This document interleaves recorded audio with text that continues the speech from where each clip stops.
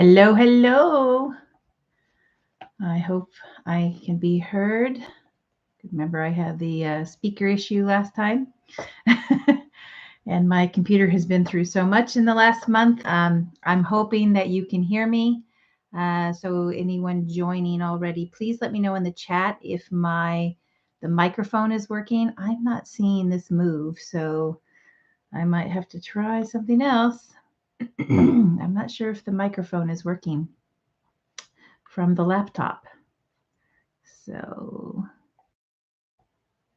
it appears to be on, but it may not be on. I may have to check in on that. So if you are joining me, please make a note in the chat box to let me know that you can hear me.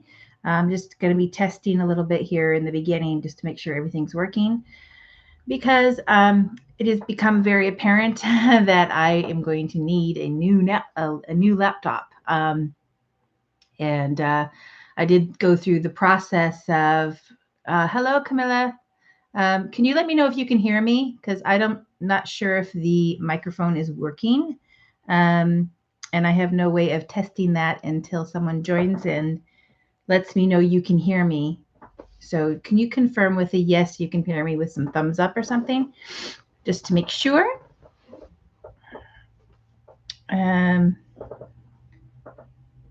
Yes. Oh, wonderful. Okay.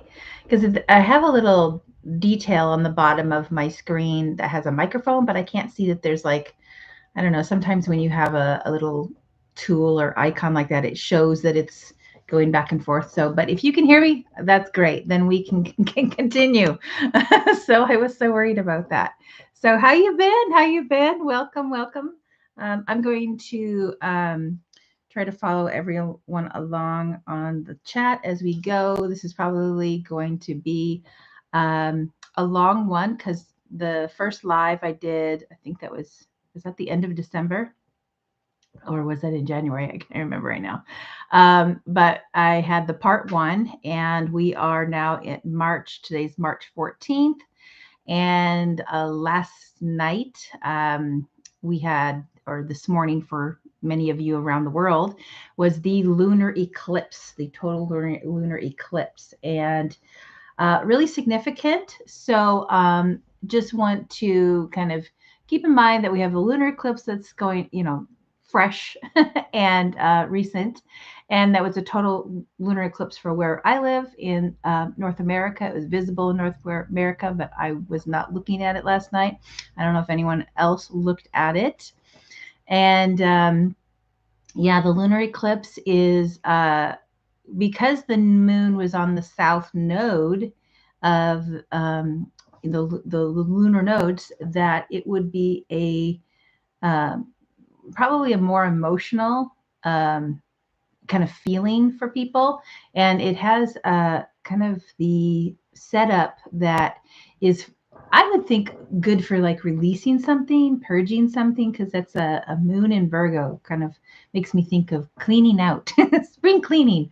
And I have definitely been doing a lot of that as I prepare 2 houses to go on the market for sale. Me and my husband have a home up in Spokane area, and it's for my mother, and we're going to be relocating her to Portland, Oregon. And then shortly after that, then I will put the house that my family lives in now, as our children go off. They're going to be graduating from high school, and we're going to put this house on the market. And then our future house is also in Portland. So there's a lot of movement in my home right now. So I am going through a lot of organization and purging old things in 2 houses, which one house would be enough for anybody. But I've got 2. So anyway, just wanted to share that this lunar eclipse has that kind of energy to it. So it's release, release, release.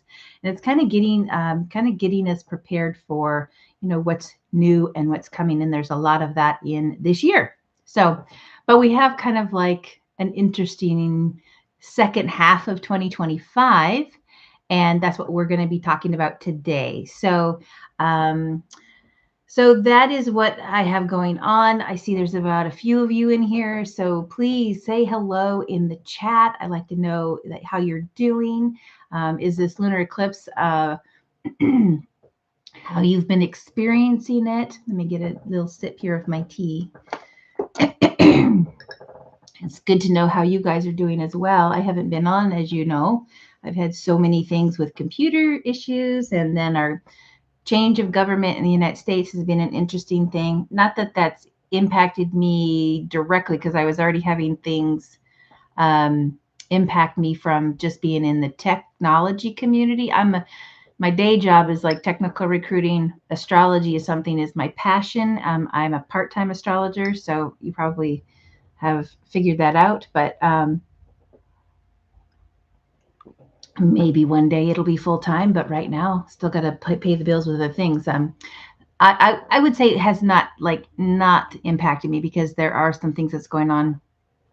There are things that are going on, I think, collectively for folks in the United States, and that maybe also impacts people in different ways, excuse me, around the world, because of the relationships with allies and things like that. There's a lot going on, and how that might be sensitive, and how people have certain conversations, right?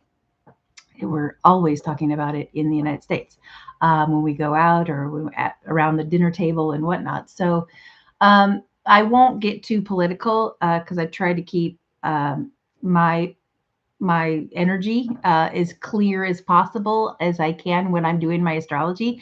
As soon as I start focusing too much on that, it can get me all fired up. So but I want to focus on just trying to give what I can to others about the astrology. So if you guys have any questions or your thoughts on what we've kind of started off 2025 with, please, make a note in the comments. It's always good to, hear what your thoughts are about how you're experiencing the energy.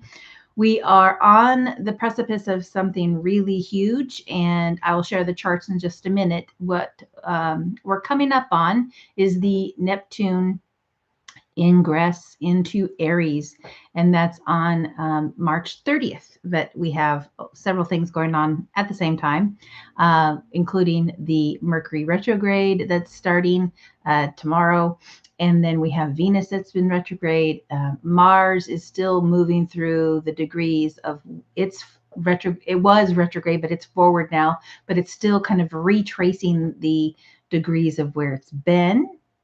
And then in a couple of months, in May, we have then Saturn entering into Aries as well. And these are all very, very big. And then we have a lot of things happening in the summer. So hopefully my voice is coming across okay. I don't have my headphones or my microphone, because I didn't want to try to have issues with my computer again. So I'm just kind of going as simple as I can. I'm so glad to see you too, Camilla. Thank you for joining me. You are such an enthusiastic fan. Thank you. I appreciate you so much. So if you guys have anything that you are kind of aware of or experiencing, please drop it in the chat. I love to see how that's being experienced as well by you. There is something that I am wanting to work towards, and I would love your kind of insights of when you watch this. Some of you will watch this live. Some of you will watch this when it's up and I guess saved to watch it at another time, which is fine, because it's such a long detail that I do. But I will probably split out, if I have the opportunity to. I probably will give it to my editor to help me splice it up a little bit, to actually create a few videos that are actually out there. And I would like to get back into my creative, fun astrology that I know that you all adore and love, and how you found my channel in the first place. Because we've had quite a few things that have been percolating between two actors that we really love, Nicola Coughlan and Luke Newton. And I always like to, jump in on that.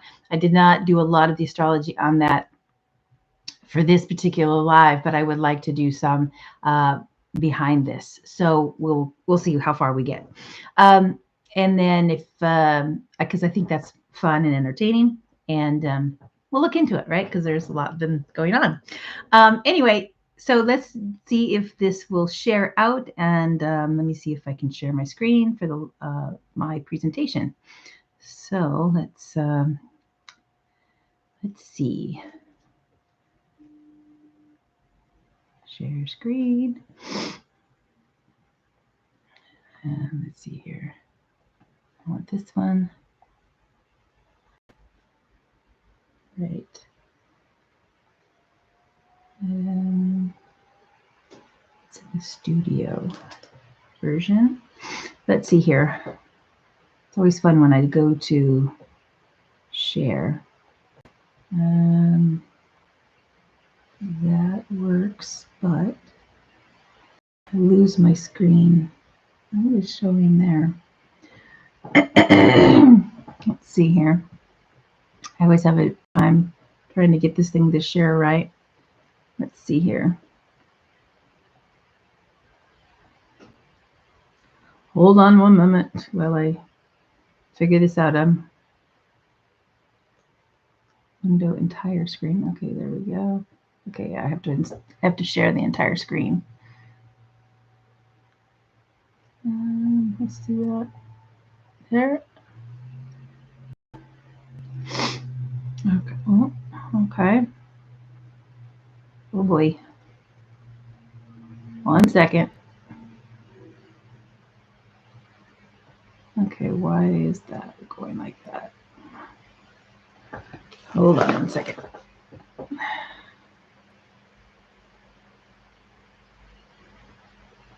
Well, while I am figuring out my tech here, yeah, I saw your note on the Nick and Lucula in the SAGs. Yeah, that was an interesting moment, wasn't it? Okay, why is this not being like I wanted to? Hold on 1 second. I have to see if I can do this right. Time to share window. Share. I want this PowerPoint. Oh, I just lost my PowerPoint. Hold on.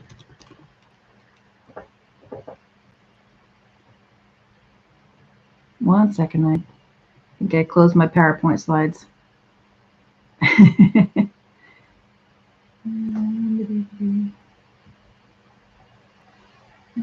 Do this here.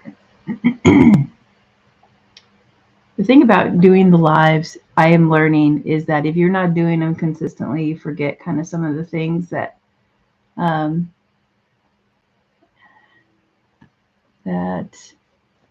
I just opened the wrong one. All the little details that are in the studio. Okay, here we go. Let me see. I got to get to part 2 on my slides here for just a second. Let me stop that for a second. I'm going to see if I can do it from another window.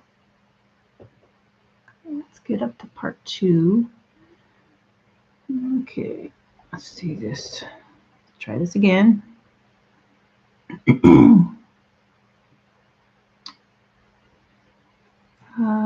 Share screen window.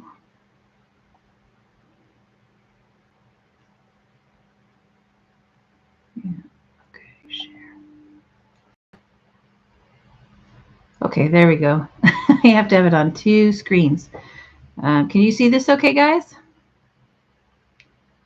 So you have the image of myself in the corner and then the slides behind. Okay, so let me just, so what I covered before in the part 1 is pretty much the first half of 2025. So we are at the point of kind of almost mid to that first half that I covered in the first live for part 1, 2025. And if you are watching this at a later moment in time, I will put the part 1 link also in the description of this one when I'm done with this live. That way you guys can jump back and forth if you want to. I do need to build out kind of a a table of index of all the charts that I do, so you can jump to any one that you want, because I know that's helpful when you have a super long video like I do. So anyway, I want to kind of start off with where we are right now, a little bit to kind of start off, like we're at the moment of the lunar eclipse in the spring. It's March 14th when I'm recording this live, and the lunar eclipse for me was last night. For some of you, or this morning sometime, and that's at 23 degrees of Virgo. And then we have a solar eclipse on March 29th. Now, I did cover this in the first live, part 1 for 2025, but I just want to recap a little bit so we can jump in to the next part. So March 29th, we have the solar eclipse, and that is at 9 degrees of Aries. Very important because it's in Aries, and when you have the sun getting eclipsed in Aries, it's really significant. And it reminds me of the solar eclipse that happened last year on April 8th or 9th in Aries as well. And that is super significant for some of the astrology that I was doing for Nicola Coughlan and Luke Newton, and we can go back to that and refer to that. But it's really a significant eclipse for the United States because of where it traversed across the United States and parts of Mexico and up through the tip of northeastern Canada as well. So we have this kind of, and I think we are still experiencing some of the energies of that eclipse, because it's a thing that can separate ideas and people and how they think about things. There's a kind of bubbles things up in a little bit more conflict. So it has that kind of effect when you have that eclipsing.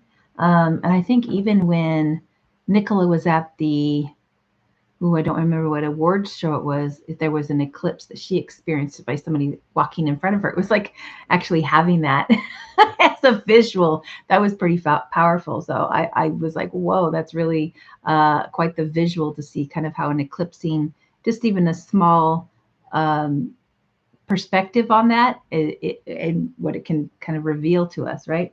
And then, so solar eclipse on March 29th, 9 degrees of Aries. And then the next day, March 30th, we have the huge moment, because Neptune changes signs only every 14 years. And so it's really significant that Neptune will make its first move into Aries, and that will be significant. And then even more is then Saturn coming up to it on May 24th, 25th, wherever you are in the world. And that will be Saturn's ingress. And now I will do videos a little bit to kind of that are separate of this live, a little bit more detail about the ingress of Saturn explicitly. I will probably also do one for Neptune, but I want to detail what that is, why it's important to look at those kind of first moment that the planet moves in, what's important about that astrology, and that, and then I can tie in other things like maybe what's going on in the news in that moment. I think it's kind of fun to look at astrology as a student in a reflective way, because a lot of astrologers, they spend a lot of energy, really a lot of energy. Yes, astrology is predictive, yes, but I think it's even more powerful to be in the moment, present moment, as much as you can, looking at something and kind of evaluating how it's manifesting. And then thinking about, every single one of us as individuals has a filter of how we even will perceive that moment. So I think it's important to look at what you are feeling, what you are experiencing, and then have the overlay of the larger themes and things that are actually going on.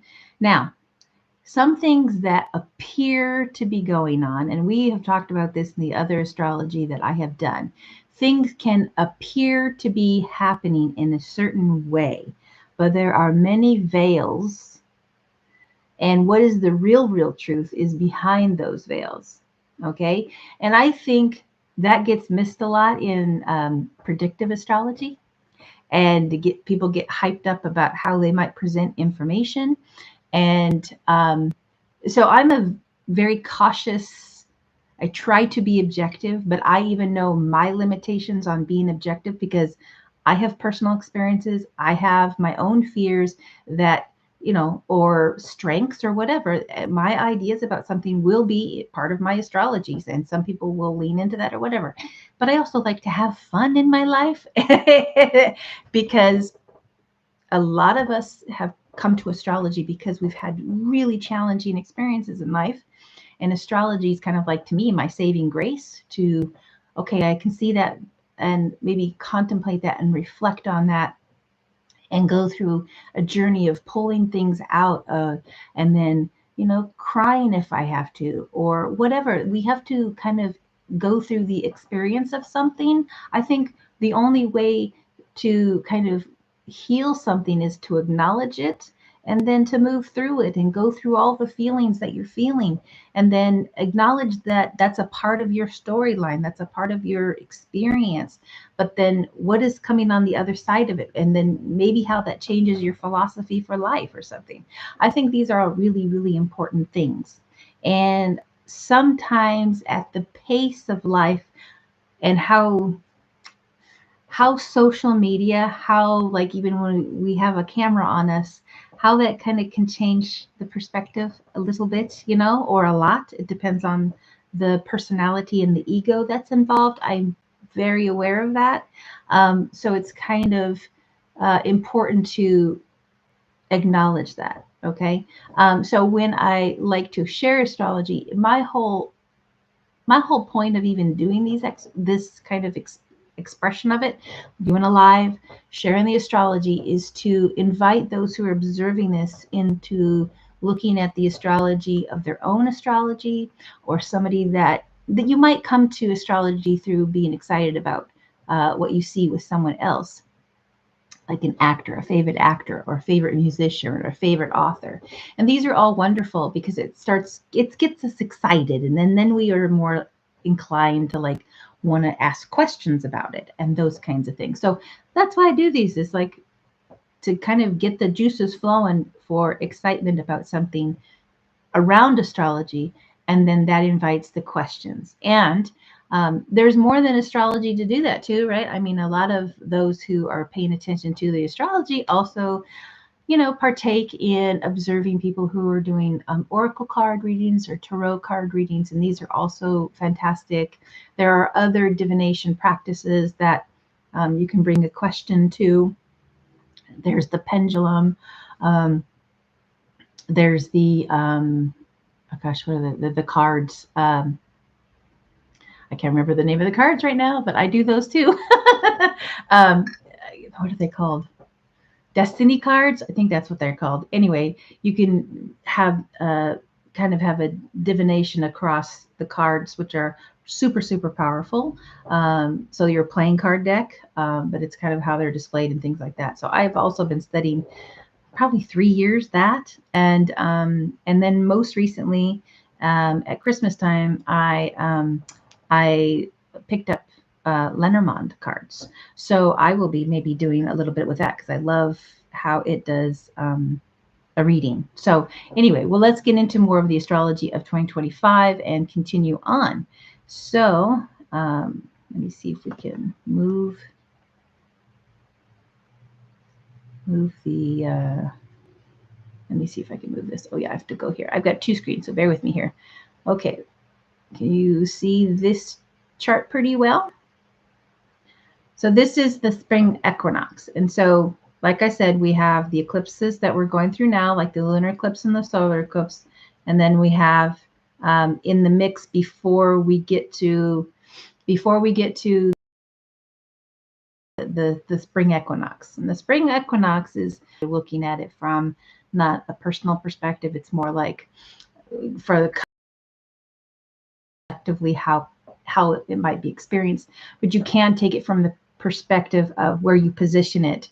I position this on the Washington, D.C. area because that is our, I'm on what's going on in the United States, but you can do the same thing for wherever you are in the world based on your country and your capital of your country. So I like to kind of focus in like where are the certain planets of the chart for the Aries Ingress. The Aries Ingress is so key to how you might going to be slightly different for each country, right? But I like to kind of get a, like certain powers. I mean, there's certain, getting a powerful perspective of what's kind of on deck, right? And we for this year. Now, one of the key things about looking at the Aries Ingress chart is what is the sign's mode, and that's we either have cardinal, fixed, or mutable. These are the kind of modes of the signs. What kind of mode is on the ascendant? And in this situation, an Aquarius rising chart out of Washington, D.C., that is, okay? And that was at, it'll be March 20th at 5:01 a.m., 5:13 a.m. East Brazil, wherever you are in Europe or Australia, wherever you are around the globe, right? And so from the United States perspective, we have Aquarius rising in Washington, D.C., and I just got a warning that my connection is unstable, but hopefully that's not going to be an issue. Oh, goodness. We are in a moment where Mercury is really slowed down and is going retrograde tomorrow. So hopefully it'll all work. Anyway, and we also have Venus retrograde. But Aquarius rising at the Aries Ingress chart is super important. It tells me that this chart, the Aries Ingress, is the chart that will be for the entire year until the next Aries Ingress in 2026. And if it were cardinal, we would look at the Libra fall equinox chart. So if there was, Aries or Cancer or Libra or Capricorn on the ascendant of the Aries Ingress chart, then we look at both the spring equinox, the vernal equinox, or we would look at the fall equinox. But because we have fixed, we only look at this one chart for kind of like the themes for the whole year. There's no other overlay charts, okay? So to me, this is super powerful. And one of the important things, and I do not dive into a lot of mundane astrology because I prefer to look at individuals.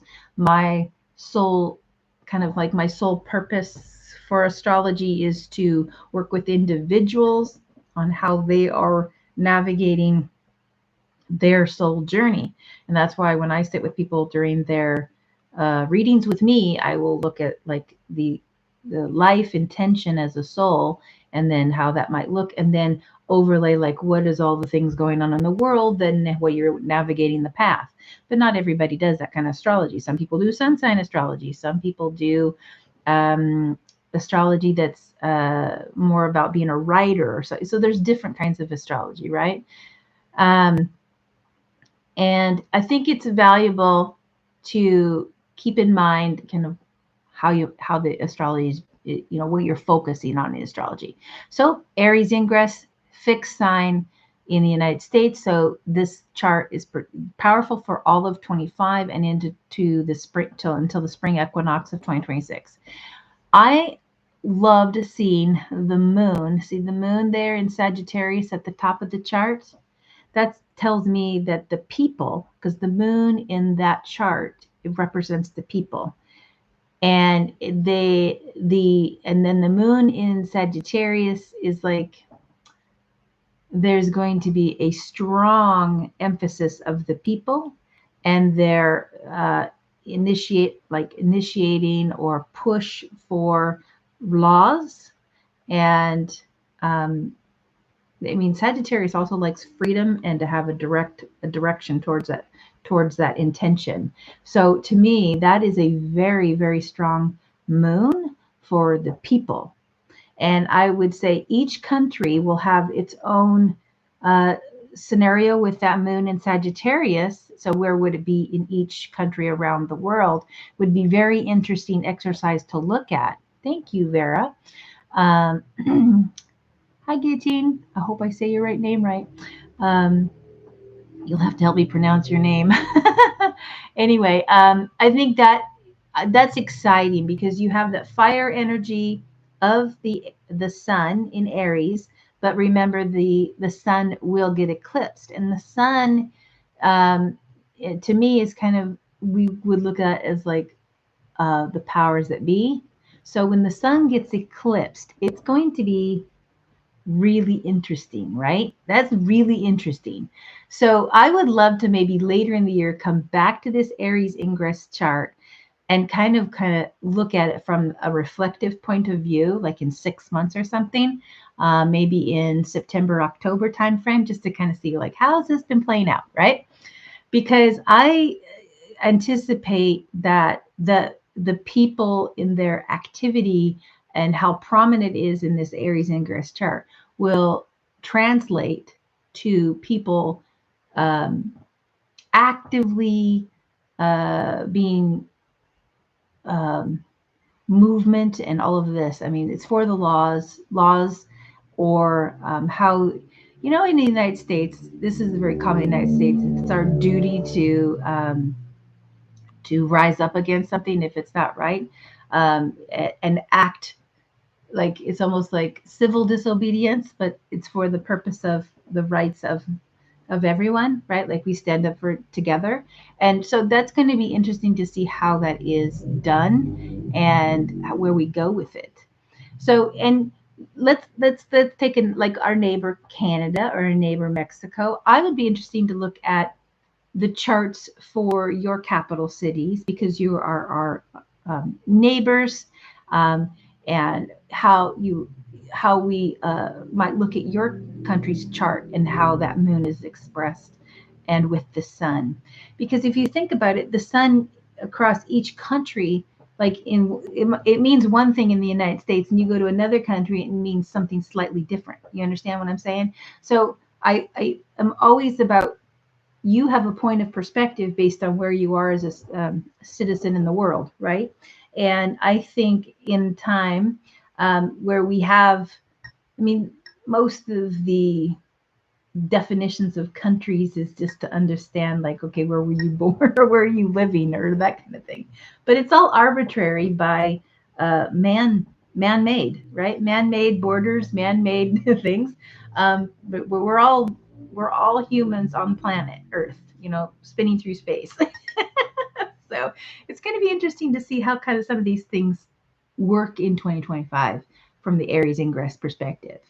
Did you guys know about that kind of detail of astrology about the moon of the ingress chart? Because I think unless you're a student of astrology, maybe, and actually getting into observing when people do the Aries ingress with day on the ingress. I mean, there's all these astrology community things everywhere that happen on that day. To kind of like understand where you are. Some people just like, yeah, that's cool, and then they observe for what they want to observe, right? So, what else is important at this Aries ingress is that we still have the Saturn and the Neptune in for the Aries ingress, and that's kind of interesting because so it makes me think that the Aries ingress this year has a finishing note on the Saturn in Pisces and the Neptune in Pisces. Potential of authority figures going across lines, boundaries that were set. That's kind of absolutely the case. We can see that happening, but it's kind of like what are the consequences of that? What is the ripple effect of that? And we might not have a full understanding of that until spring next year. Okay, so that's kind of telling me that. We also have Mercury retrograde in the ingress. We have Venus retrograde in the ingress. So the ingress chart is super powerful to understand. There is a lot of things that are in review, things that they're not, what I call, it's like when you put the cookies in to bake in the oven, but you pull them out too soon. They're not done. You have to put them back in, right? So it's kind of like there is a storyline here that has like, it's gonna go longer than the year because you have so many retrogrades going on at the ingress that you might have not have a finishing understanding until like after the next year's or several months in. But even several months in, that's when you look at it from a month by month perspective, and you have the eclipse season that is happening in Pisces and, excuse me, Virgo, and then we have Aries, and then Pisces later in September this year, and then Virgo in September for the solar eclipse. These kind of things is like activating those points of the chart as well. So the solar eclipse at 29 degrees Virgo on September 21st, which I'll get to in a little bit, is, right there where the Neptune is, right where the North Node is at the Aries Ingress. So you can see how it's a culmination. And I think that's a theme that I want to give everybody. It's like 2025 is a year of just things are in chaos because it's a culminating moment, right? It's a culmination of Saturn in, all the way around the zodiac to Pisces, and then it's going to go in ingress into Aries. But we do have a back and forth between both Neptune and Saturn in Pisces, and then into Aries, and then back into Pisces, and then back into Aries. And so when I conclude these charts today, you'll see that I will conclude with that combination next year where those two are together. So in Aries, because that's like a new synodic cycle. And I think I've discussed synodic cycles with you before, but it's basically when two planets finally make a conjunction, just like when the sun and the moon come together and make a new moon. That is a new synodic cycle. That's a new lunar cycle. But we have recently Saturn and the sun making a new synodic cycle in Pisces. So this is going to be an interesting kind of maybe how you might advance your knowledge as we go through the year about what synodic cycles are, and how important it is to kind of get an understanding of what's happening when two planets come together, right, and start a new cycle. So, and each of them has different timings about how long they are in a synodic cycle, right? The sun will meet every planet one time at least through the year. So, because it goes around, right? So it's important to kind of keep that in mind. So this is the Aries Ingress. What else do I want to pull out of the Aries Ingress chart? We do have the Mars over here in the 6th house in Cancer. We have Jupiter in the 4th house. 4th house is like our heritage, our homes. And Jupiter does change signs into Cancer in June 9th. And so, but in the Aries Ingress, it's in Gemini. So there's a big awareness of like the two sides of the coin of what perspectives of home, and that can have an interesting, I guess, how people acknowledge what does it mean to be a United States citizen or in the United States, residing in the United States. I mean, there's some students from around the world in the United States, right? We have lots of universities and people come here to go to university. And so it's kind of this like what might be happening for all those individuals during this very interesting moment in our history with a lot of chaos going on, and what that means for people. And I think with the planet Uranus in Taurus at the bottom of the chart in the 3rd house, we have this, it tells me there's instability in distribution channels. And of course, the tariffs is taking on that for sure. And but it destabilizes, I think, what seems stable in Taurus. Taurus is normally a very stable, but when you have Uranus in there, it kind of can make it a little bit lively and unpredictable, which makes it difficult for people to kind of plan, right? So I think that's interesting, and it's so close to the angle. I mean, it's 4 degrees away from the angle. And Uranus will go into Gemini on July 7th. And so I think that is going to be really noticeable about kind of seeing that where it's going to be taking us. Because that's another big one this year is Uranus in moving into Gemini. So we have such big planets making big changes, and that really makes a lot of big endings for people, but also new beginnings. And so it's I encourage people to lean into the astrology if they have questions. Lean in if you have tarot.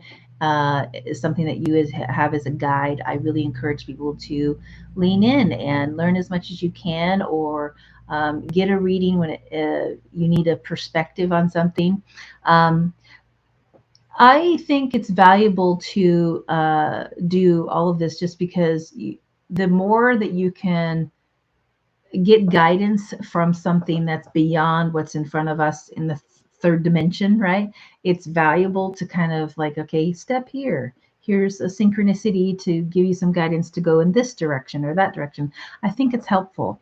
And astrology is always about kind of like, it gives us the timing perspective in a powerful way. I think the cards and oracle readers can also give timing, but I found personally, this is my personal opinion on the matter, that I found astrology more exacting in pinpointing timing of an event than, say, an oracle.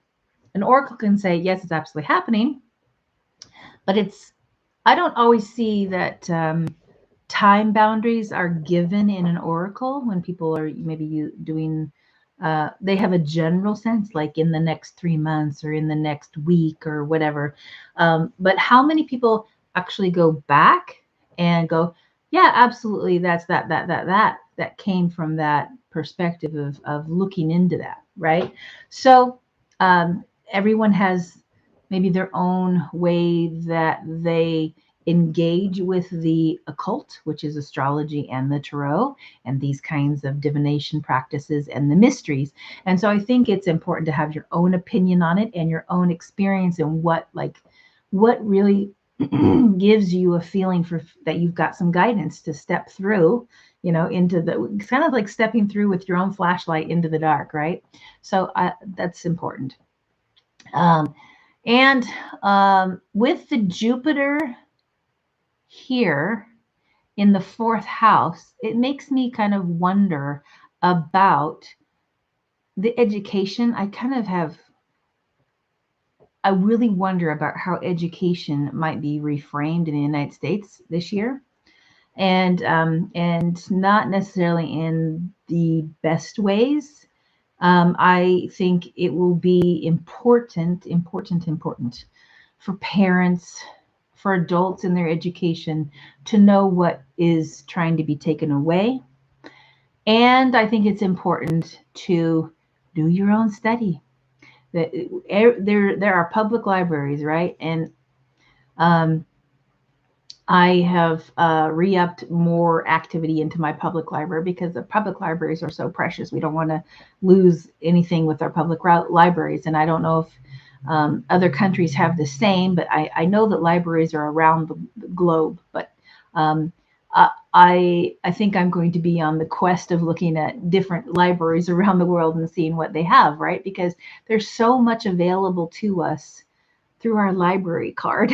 It's so amazing. So I think that if parents, if they have children and they realize that they really look at the books that their kids are having for certain subject material, what's missing, right? Like, I think there are so many things that haven't been taught in the United States that need to be taught.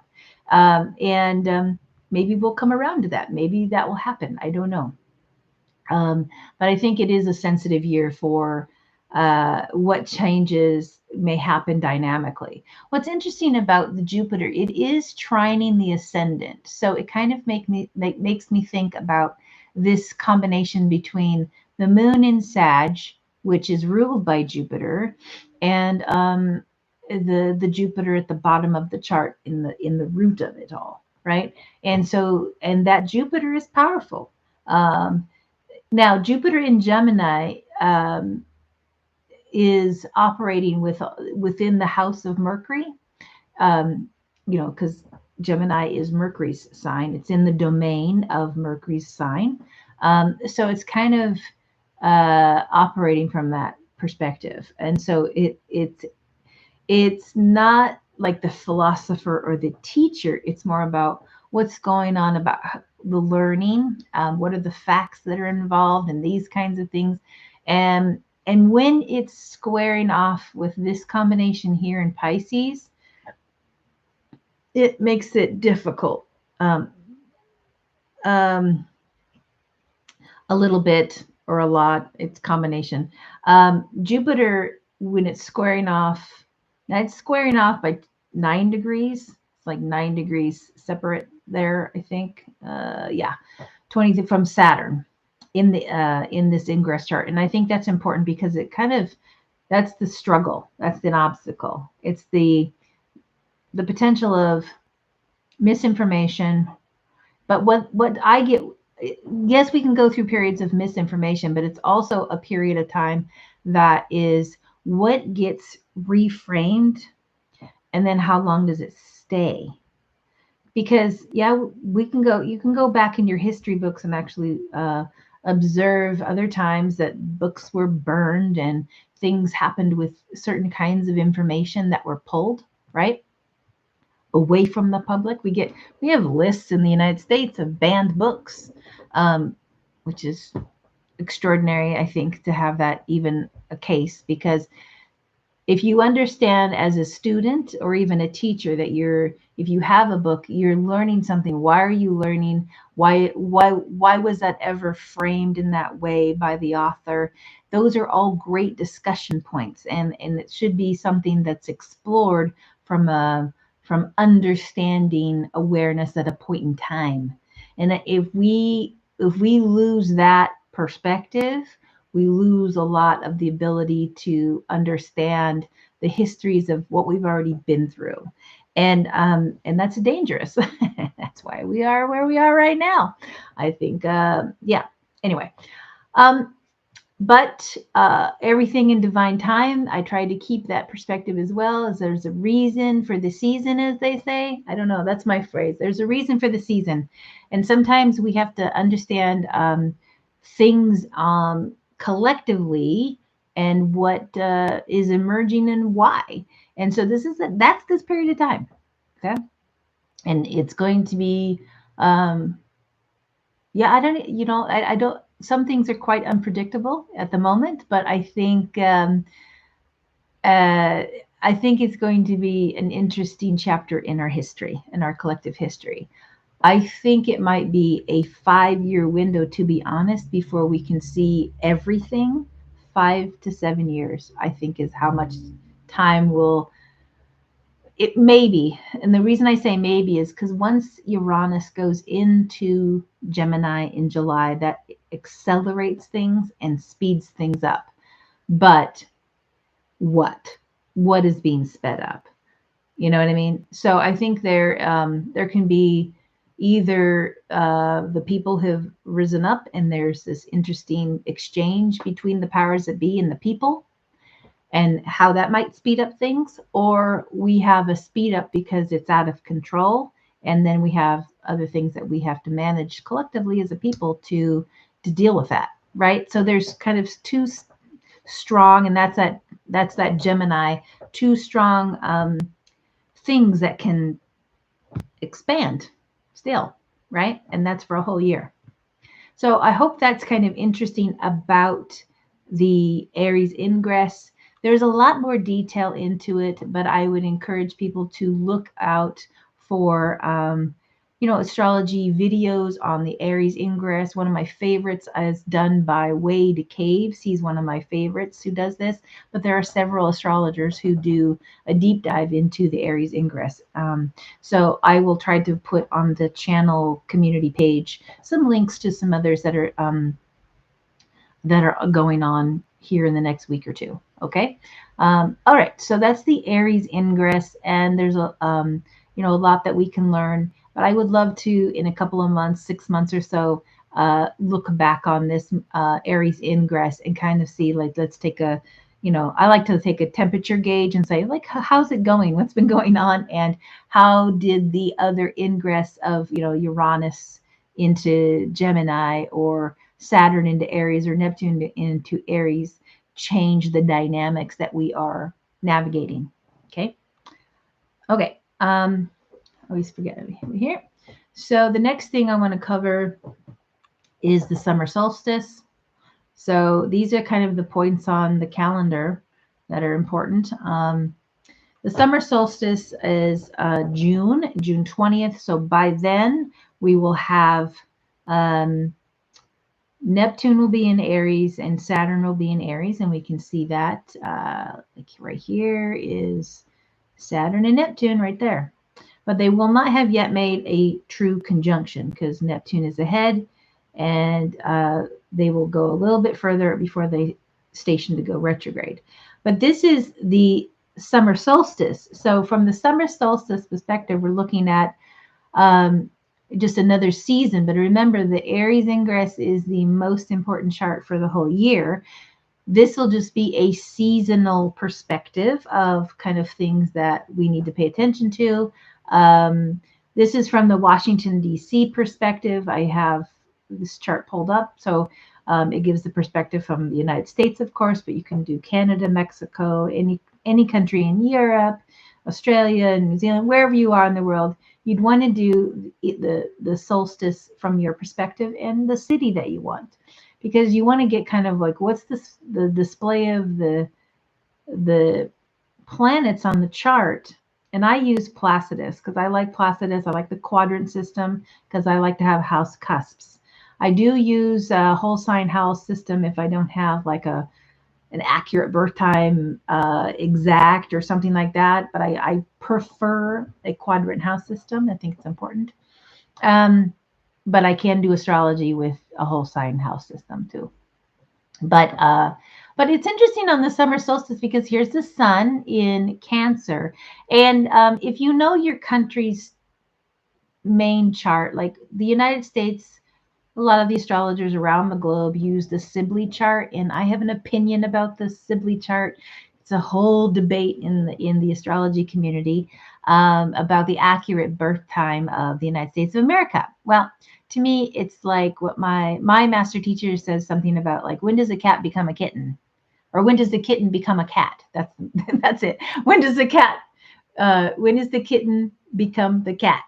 You don't know exactly when the kitten becomes the cat. And I think the United States is very similar. You have these important events that there were several events that kind of was the formation of the United States of America. But you have one of the first ones was July 1st of 1776, when they actually voted to claim for independence. And that to me was a key moment. And I did a whole podcast on this with another astrologer, Gary Lorentzen, and we discussed these charts. There were several charts. It wasn't a perfect audio, but I did load it up anyway, because I think it's important to understand that there are certain charts across several charts to look at, even though they often use the Sibly chart with the Sagittarius rising sign for the United States of America. We know that capitalism also was a part of kind of in those early, like late 1770s of America. And it's interesting to look at what's going on with the idea of capitalism, because capitalism is kind of the engine of how the United States operates, right, economically. And then how also that has in different ways been framed around the world, around the globe. And I think that that concept of capitalism is going through its own transformational period of time. A lot of people are evaluating how it works, and does it benefit society in general or just a few, right?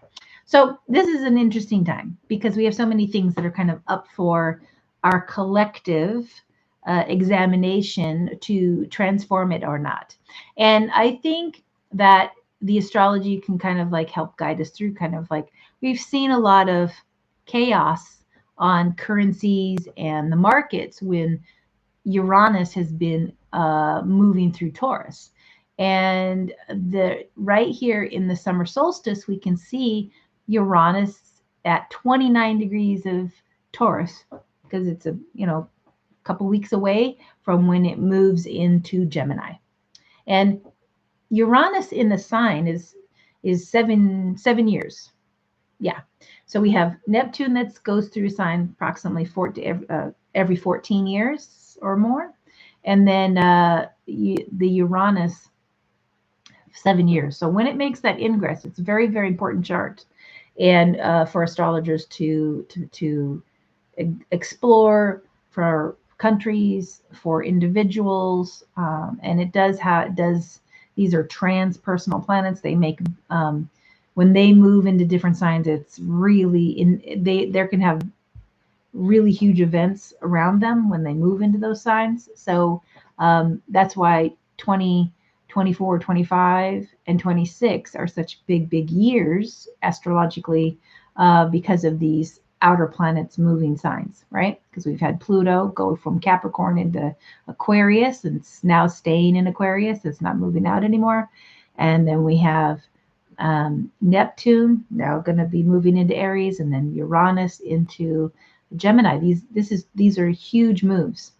But as we end, Uranus in Taurus, but when it makes its ingress into Gemini, it will actually go back into Taurus on a retrograde cycle. And so it's not fully into Gemini all the way and staying there until 2026. That's why 2025 is kind of the year of all the change, because it's back and forth, right? And then 2026 is when things settle down and start moving in that direction and things will continue to be maybe transformed and redefined based on these new energies and things. So, and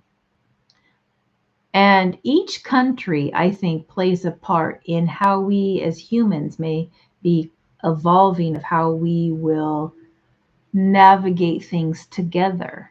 And you know what I find fascinating? This is what I found fascinating, is how, I don't know how many of you are on TikTok. And at first I really wasn't on, I more play on TikTok. I don't really post anything on TikTok. I act like an observer more. I don't know what's the new term for being an observer, lurking or something.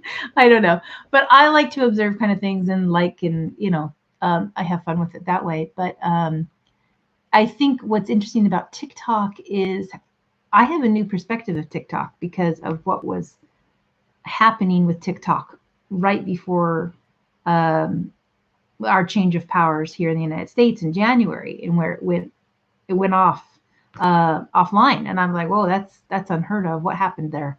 And I still kind of wonder, did the servers get changed? Did someone buy this on the back end? I don't even know the truth of that matter. And maybe we will understand that soon. But what I find fascinating about TikTok is, how people make money on TikTok.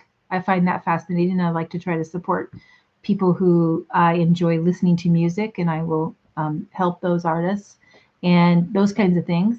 But it's also a platform where people can share some, different news. I find a lot of interesting ways that people are sharing the news about certain events and how that informs the public of the younger generations. And I find this fascinating, how this is like taking shape. And so TikTok is a very interesting, and I wonder how it will progress in time, or will it survive? I kind of wonder about social media and how it might. I have my own thoughts about Instagram, because Instagram is part of Meta and Facebook. And my experience with both have been like, well, you can spend a lot of money and things go nowhere. At least in my personal experience. So it's just like, okay, that's just the abyss that people can get lost in there. And it really is not, the algorithm operates in a weird way, at least from my perspective. I found that YouTube was a lot more viable. Like people actually could find my stuff that I do. So I just like, okay, why am I putting any energy into these other ones? It makes no sense. And I also don't like those at the top of those companies, Meta, and what they represent. And so I was struggling with that recently, and I was just kind of like, back away. I'm not going to be dealing with that. Because you have to kind of align with stuff that's your values. And I think that's really important to put my head on my pillow at night and make sure that, it's like I'm doing the best I can with the information I have in front of me.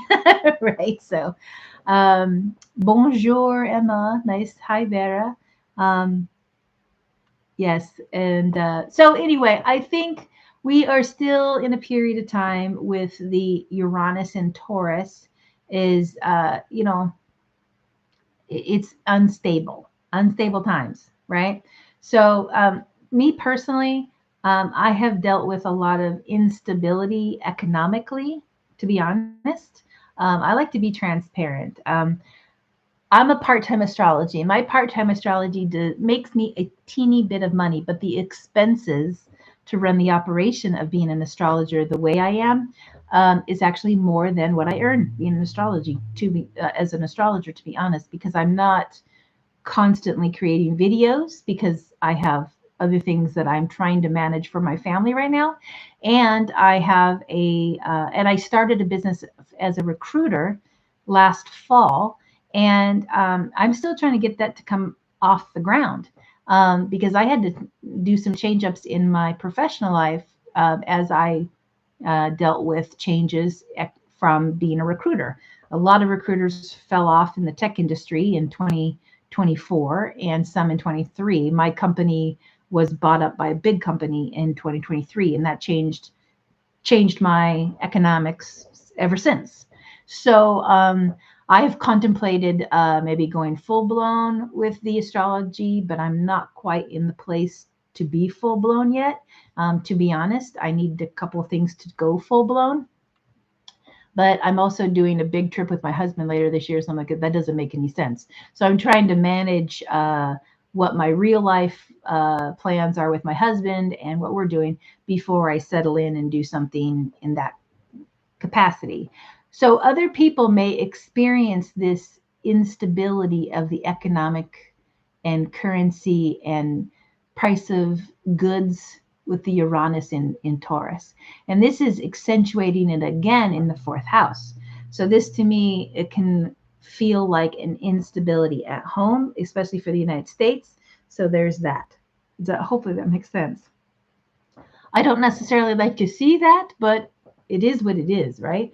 And it's so close to the angle. When a planet like that is so close to the angle, it makes it even more profound because we have two very strong planets on the angles. We have Pluto, so close to the ascendant on that summer solstice, and that's transformation of kind of how we work with technology, systems, and those kinds of things, but also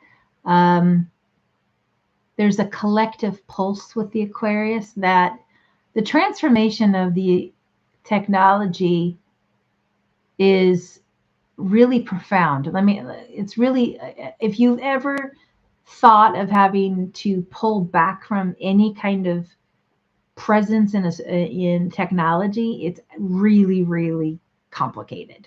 And I've even like pulling away from Instagram recently and Facebook.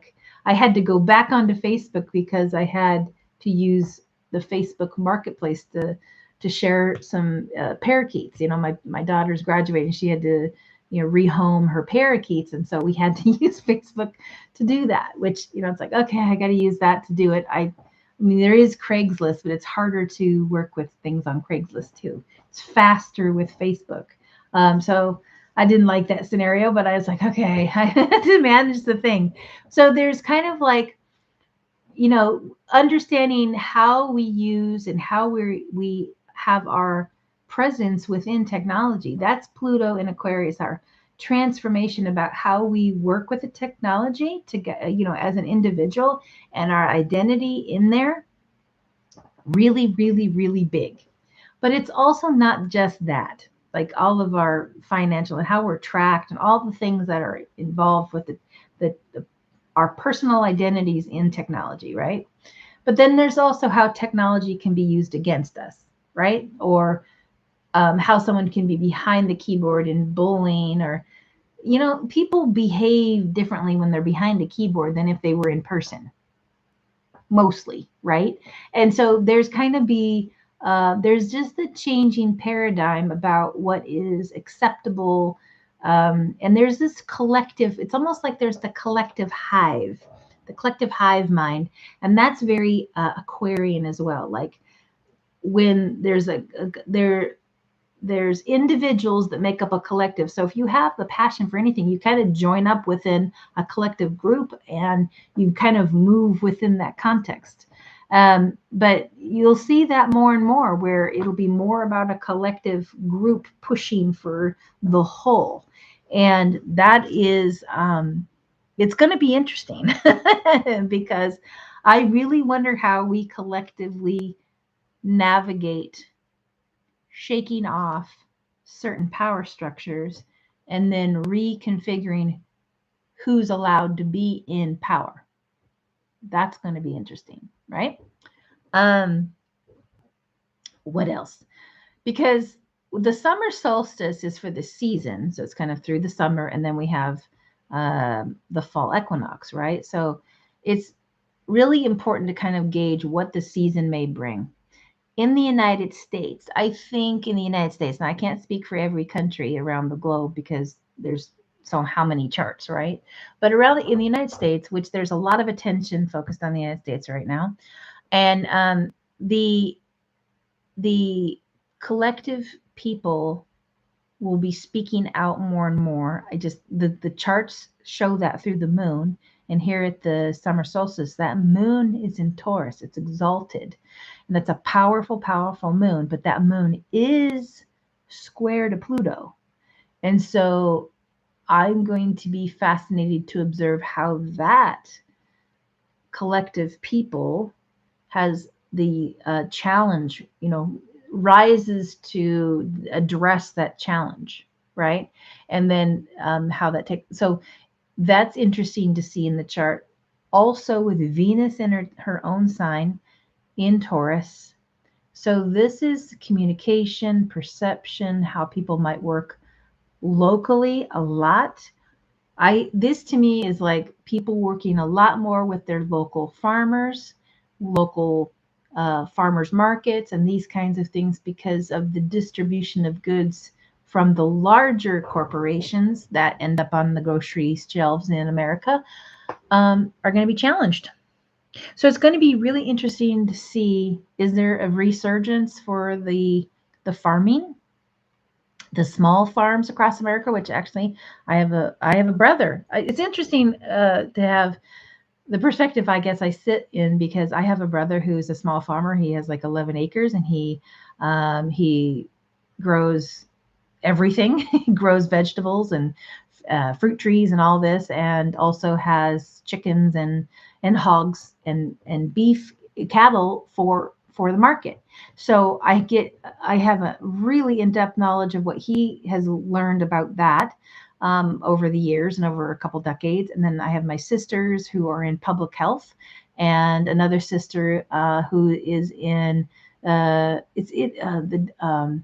the elderly community. She's a director for an elderly facility and memory care facility. And then I have another sister who's working in the public in terms of like the children of Running Start. And this Running Start program is kind of helps the children and families who are like migrant workers who come through the Pacific Northwest, and how they are kind of care they can get and these kinds of things. And that's all up in chaos because of the current administration as well. So it's very interesting place that I sit in and have these observations through my siblings of how these things are affected by certain ripple effects. So as an astrologer, it's kind of a juicy place to be because I have such insight, deep dive of what they experience in their work life. But I think with the summer solstice, we have the moon in Taurus, Venus in Taurus, and yet there is that instability of Uranus in Taurus as well. So it's going to be interesting to see how that plays out in the local communities. Very local. This is what that third house is telling us. And the communications. This is like how the communication comes. What I think is also interesting is Mars is in Virgo at the summer solstice, and next to the vertex, which is a fate, point of fate, and that trines the moon. So I kind of wonder about the details that go through the perspective of our allies, because seventh house, I kind of think from the collective perspective is other people to the United States, allies, but it's also maybe enemies, because seventh house is not only allies and significant others, but it's also could be also your known enemies. 12th house is the unknown enemy, right? So I kind of look at that. Interesting to think that Saturn with Neptune in Aries, Saturn is the ruler of the 12th house, makes me kind of wonder about the influence of an unknown enemy in everything, hands in everything. So that's another one I think is important. I'm not going to dive into that right now too deeply, though, because I don't have time to do that as well. But it's the United States has a Cancer sun, Mercury in Cancer, from the Sibly chart. So we could kind of how many people actually perceive that and look into that. It's interesting what will be open for children, recreation, sports, these kind of things. Fifth house is pleasure, but from a collective standpoint, fifth house to me can be more around how we're working with children. So what goes on with that? And the sun has a protective nature around it, and Jupiter in Cancer, there's something that might dial in about the protective, more protective like. But notice that Cancer is on the 6th house cusp. Mercury's in the 6th house. So this to me can also be problematic and the blind spot in somewhat. So it may be a center of attention, but there is the potential for something to get lost or not be as visible about that. And makes me wonder about that makes me wonder about young children, elementary schools, what is going to be happening that would influence their education, these kinds of things. What happens over the summer in some of these programs, right? I mean, I kind of wonder if there might be food scarcity for some children over the summer with this chart. And there are a lot of programs that have been cut and will influence children getting fed. So, and I know that's just unheard of, for some people, but it's a reality of how much difference can exist in a nation between those who have and those who do not have. And so I think it's going to be, I kind of wonder about that, the food scarcity for some children this summer. Sadly, that's possible here. So, yeah. Anyway, so the summer solstice. So we can come back to these charts maybe in the fall, and kind of have a let's take a look at it from a reflection standpoint, because I like to look at things from a reflection standpoint as well. And yeah, but I think those are very strong things to pay attention to. The North Node is in the second house, and that's kind of like the house of money, like how people have assets and income. I also kind of think of how the second house um, for property and those kinds of things. And Jupiter rules Pisces. And I look where Jupiter's. So there's something interesting about property values, these kind of themes, right? And Jupiter in Cancer is actually very strong, but it's dealing with a square to a Saturn and a Neptune in Aries. And so Neptune square that, there's something very, very challenging for this combination. So the square is very is a challenging obstacle. So Jupiter is stronger in this. It's called it's a superior position being in Cancer, and so and with the Sun next to it is amplifying it. So there's a strength to it, but it's still having to deal with that difficult Neptune and Saturn in Aries. So that will be a challenge over the summer. So yeah, I want to come back on this chart for sure and explore how how this is manifested in things that we will look at. So I think by August or early September, we could take a look at this, be even before the equinox, just to kind of see how things have been playing out from the Aries ingress and the summer solstice. So, because those are such powerful charts. And they have kind of a little bit different theme to them as well. But the Aries ingress chart is the one that goes over the entire year. And the summer solstice is more for like the summer. Excuse me. Okay, so Neptune will move to go retrograde on July 4th. Interesting that that will be a highly sensitive spot in the chart, 2 degrees of Aries, when Neptune stations and on July 4th.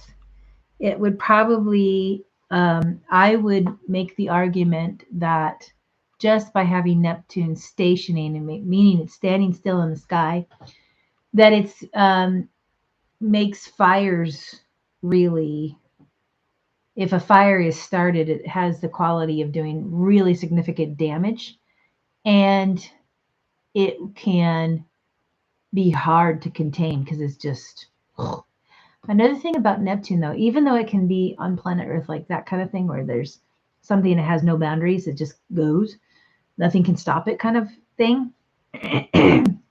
Another perspective on Neptune is consciousness. Okay. And when Neptune leaves Pisces, but it's not completely left Pisces altogether, it's going to go back, right? Because it's going to station retrograde here, is that Neptune in Aries to me is like something is happening in every human across the planet in our consciousness. And if you are a student of consciousness, I mean, I actively am always considering, what is been made conscious? How are we working with that thing that's been made conscious? And because when you have you as an individual, like when you first have an astrology reading, how many of you have had an astrology reading where you've had a full-blown evolutionary or an in-depth natal chart reading? And did the astrologer give you insights into like the intent of the soul for this life?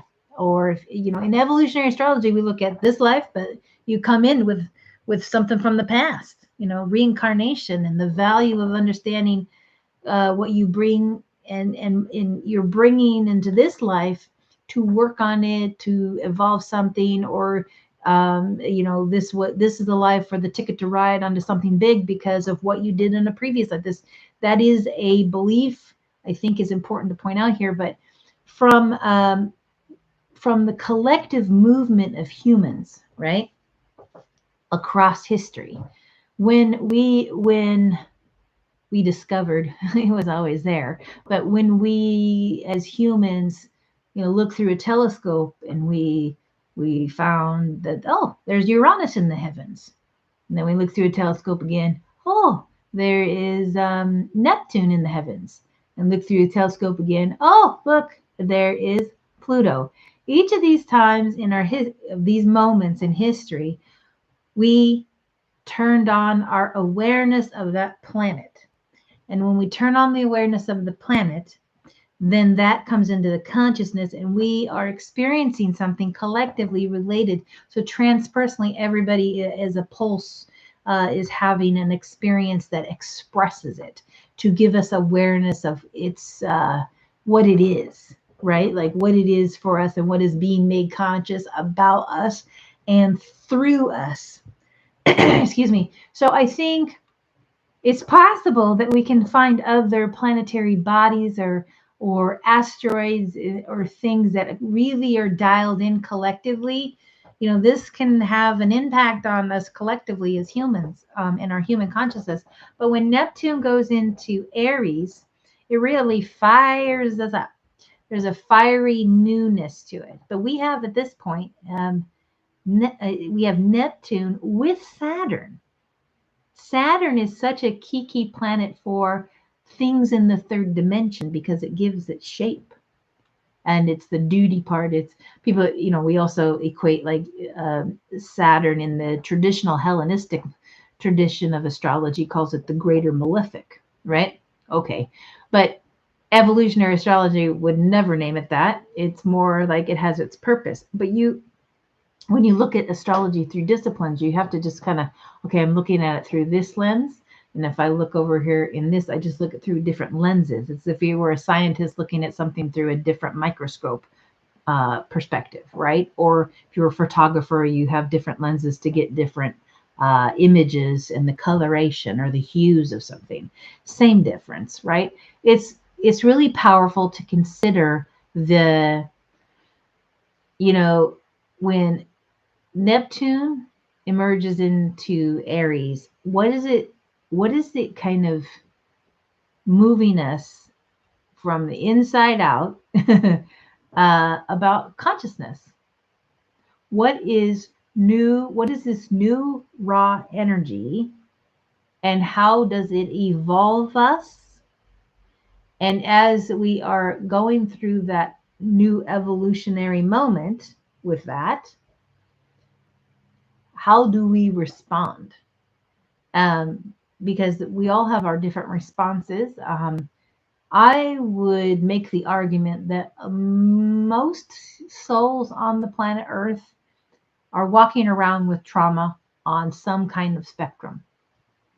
And that can be from collective trauma, experienced on some event, or seen some trauma, or you had it in your childhood, or there is some what I call the evolutionary that's sitting there that hasn't opened up because it wasn't ready to be opened up, because everything has like a divine moment of timing of when the soul is ready to heal the thing, because it has to go into the healing process. It's almost like you look at the wound, like, oh, there's my wound.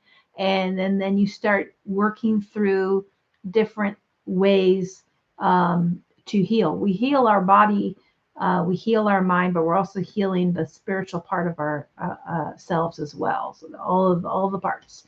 So I think it's interesting to see this, Neptune in Aries, and then what that means for us collectively about our own evolution and our relationship to everything else. So astrology and the tarot, I think, absolutely have come on line a lot more in the last decade or two, really profoundly. I mean, it's just kind of like it's like a new renaissance of astrology and the arts of the esoteric arts, right? I mean, this is more and more common, and people are more comfortable with it in the public than ever before. So it's kind of interesting to see where that may progress and where psychology takes us. and what might emerge from the collective hive mind of when uh, so we don't repeat too many lessons from the past, because sometimes we can see things repeating from the past in the present moment, but it doesn't mean they will end exactly the same way. They have the same similar themes, but it feels like there's a lot of coalescence of different points in time at this point in time. I don't know if other people are registering that, but I have and seen the patterns, similar themes from at least the United States of America and our beginnings of a country in the late 1700s, and then what that looks like, and what's on deck right now, and the energy of maybe what was going on in the Civil War and how that's maybe overlaid into the current moment. Where is our consciousness collectively going, right? And so we can see, really, it feels like dark. It does feel, and we're experiencing some really significant challenges. But where do we go with it, right? What will happen because of actions that we take? And how awake we are, how we might respond differently than maybe we would have even 10, 15, 20 years ago, right? So I think these are all kind of powerful in the perspective of the astrology of the moment and this year. Um, and here's the Neptune stationing, and it's gonna, and right around the corner also Saturn will, so they will not touch until 2026. So that's the stationing of Neptune on that July 4th, which is interesting. The moon will be in Scorpio on that stationing of Neptune. So that is probably going to be tricky. I would think that would be an emotional, and when I say emotional, I mean like really difficult energy to manage. But Moon in Scorpio with the Sun and the Jupiter in Cancer can have a lot of emotion because there's a lot of water.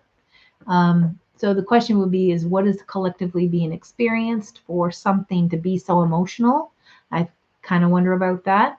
And that, we still have that heavy square between the Jupiter and the Neptune and the Saturn. And so when Neptune is stationing, it heightens that expression of the what Neptune is responsible for in our consciousness, okay? And what I call kind of what is emerging from within us consciously. So that's going to be an interesting moment as well. So there's that. And then we have right around the corner from that moment is the Uranus is going into Gemini. And when Uranus goes into Gemini, this is very, very important. Whenever you have the planet, when it makes its ingress and you look at the ingress chart, it's always like what planets are positioned with that planet when it makes an ingress. And right next to Uranus is Venus. So anybody who is Venus, who's ruled by Venus, so if you are a sun in Taurus or a sun in Libra, you'll experience this in different ways. If you are, your moon or your ascendant or your midheaven is in a Venus-ruled sign, which are Taurus and Libra, but also if you are a Gemini on the ascendant or midheaven, sun, moon, etc., these will have this chaotic lifting energy, or it has a quality of separation, or you're going to be powerfully looking at the duality of something because that's Gemini. And there's a transformation aspect to it because Pluto trines that energy. So you have this, what I call, that's just like acceleration of information, exchange of information, communication. But it's also have a quality of chaos because it's almost like being at the fire hose of too much information too fast. I've definitely been experiencing that in the United States, but it's almost like it accelerates again in July.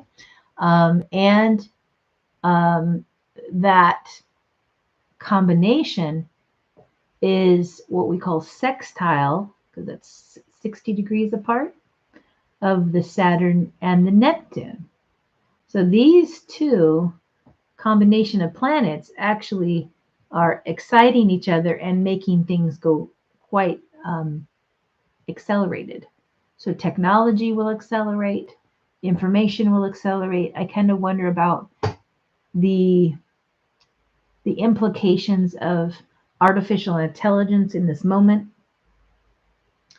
and what does it do for our own perspectives around being an individual, peace, money, property, all the things that Venus is kind of responsible for.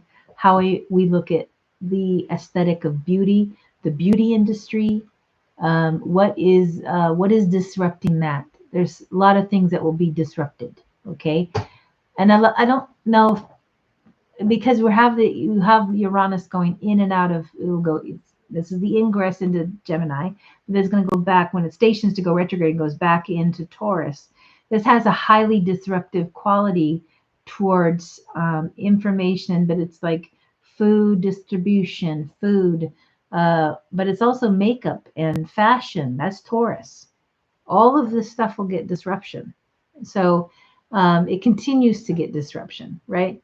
But some disruption would be experienced as negative, and some may be experienced as positive.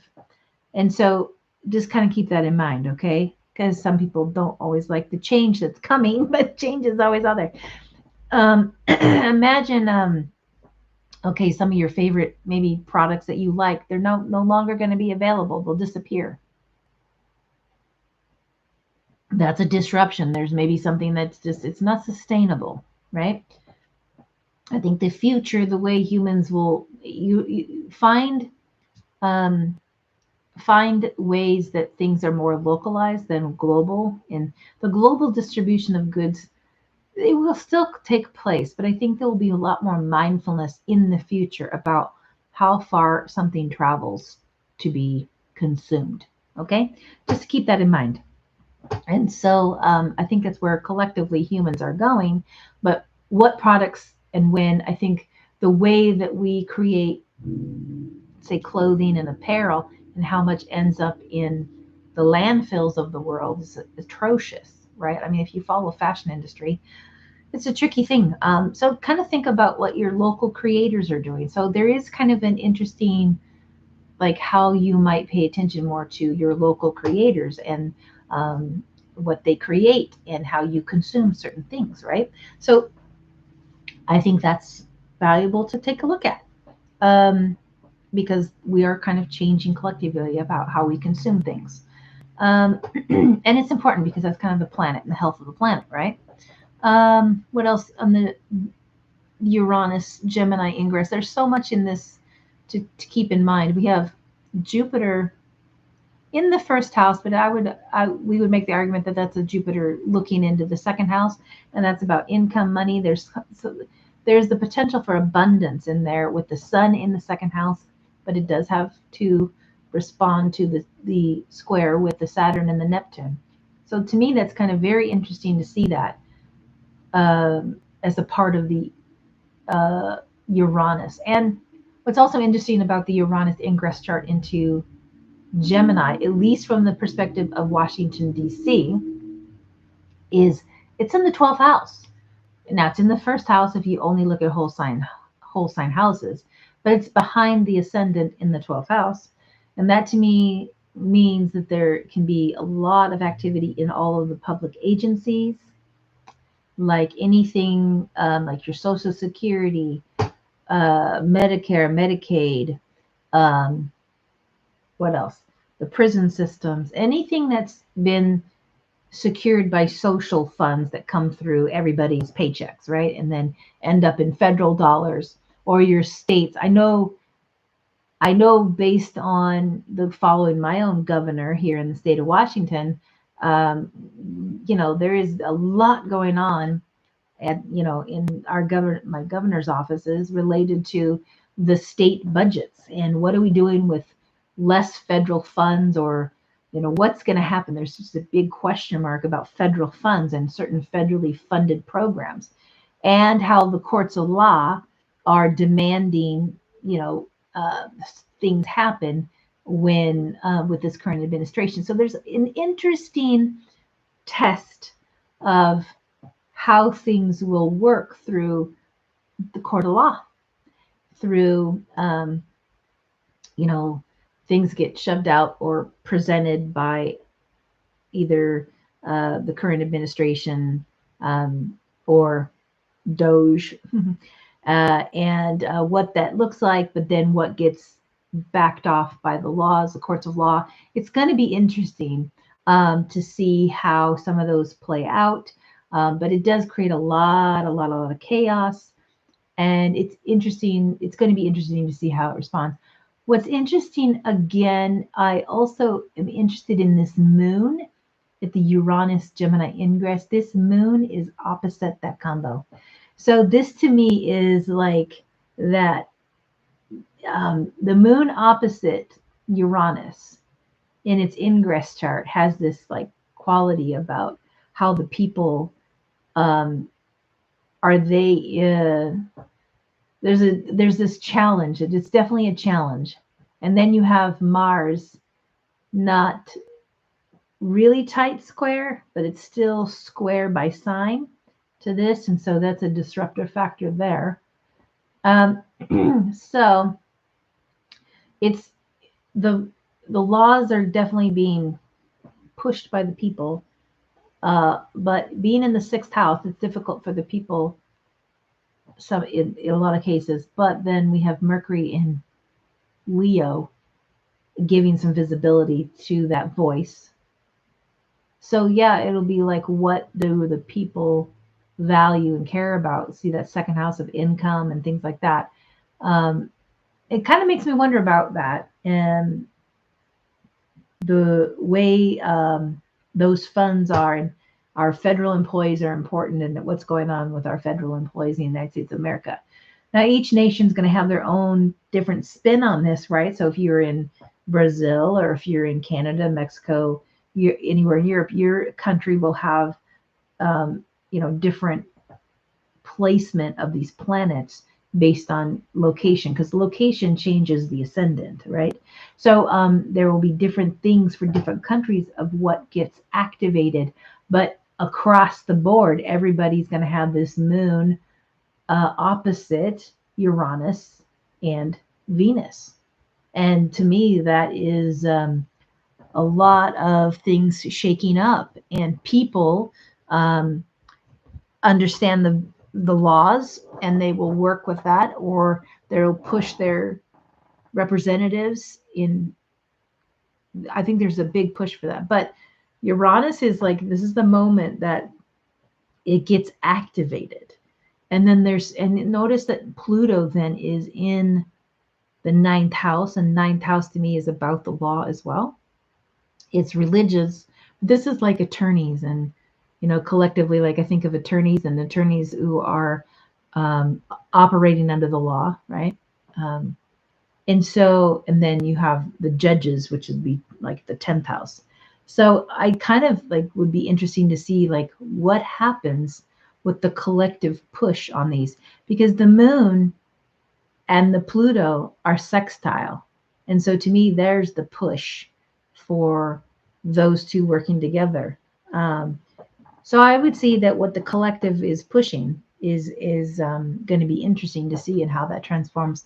But it kind of speaks to a period of time where there can be two sides of the coin, and people splitting again apart because of an idea, and having to figure out where's it going from here, or we have new facts. This kind of frames our perspective of how we're going to approach the thing, and the money, currency, evaluation, these kinds of things. That's Venus.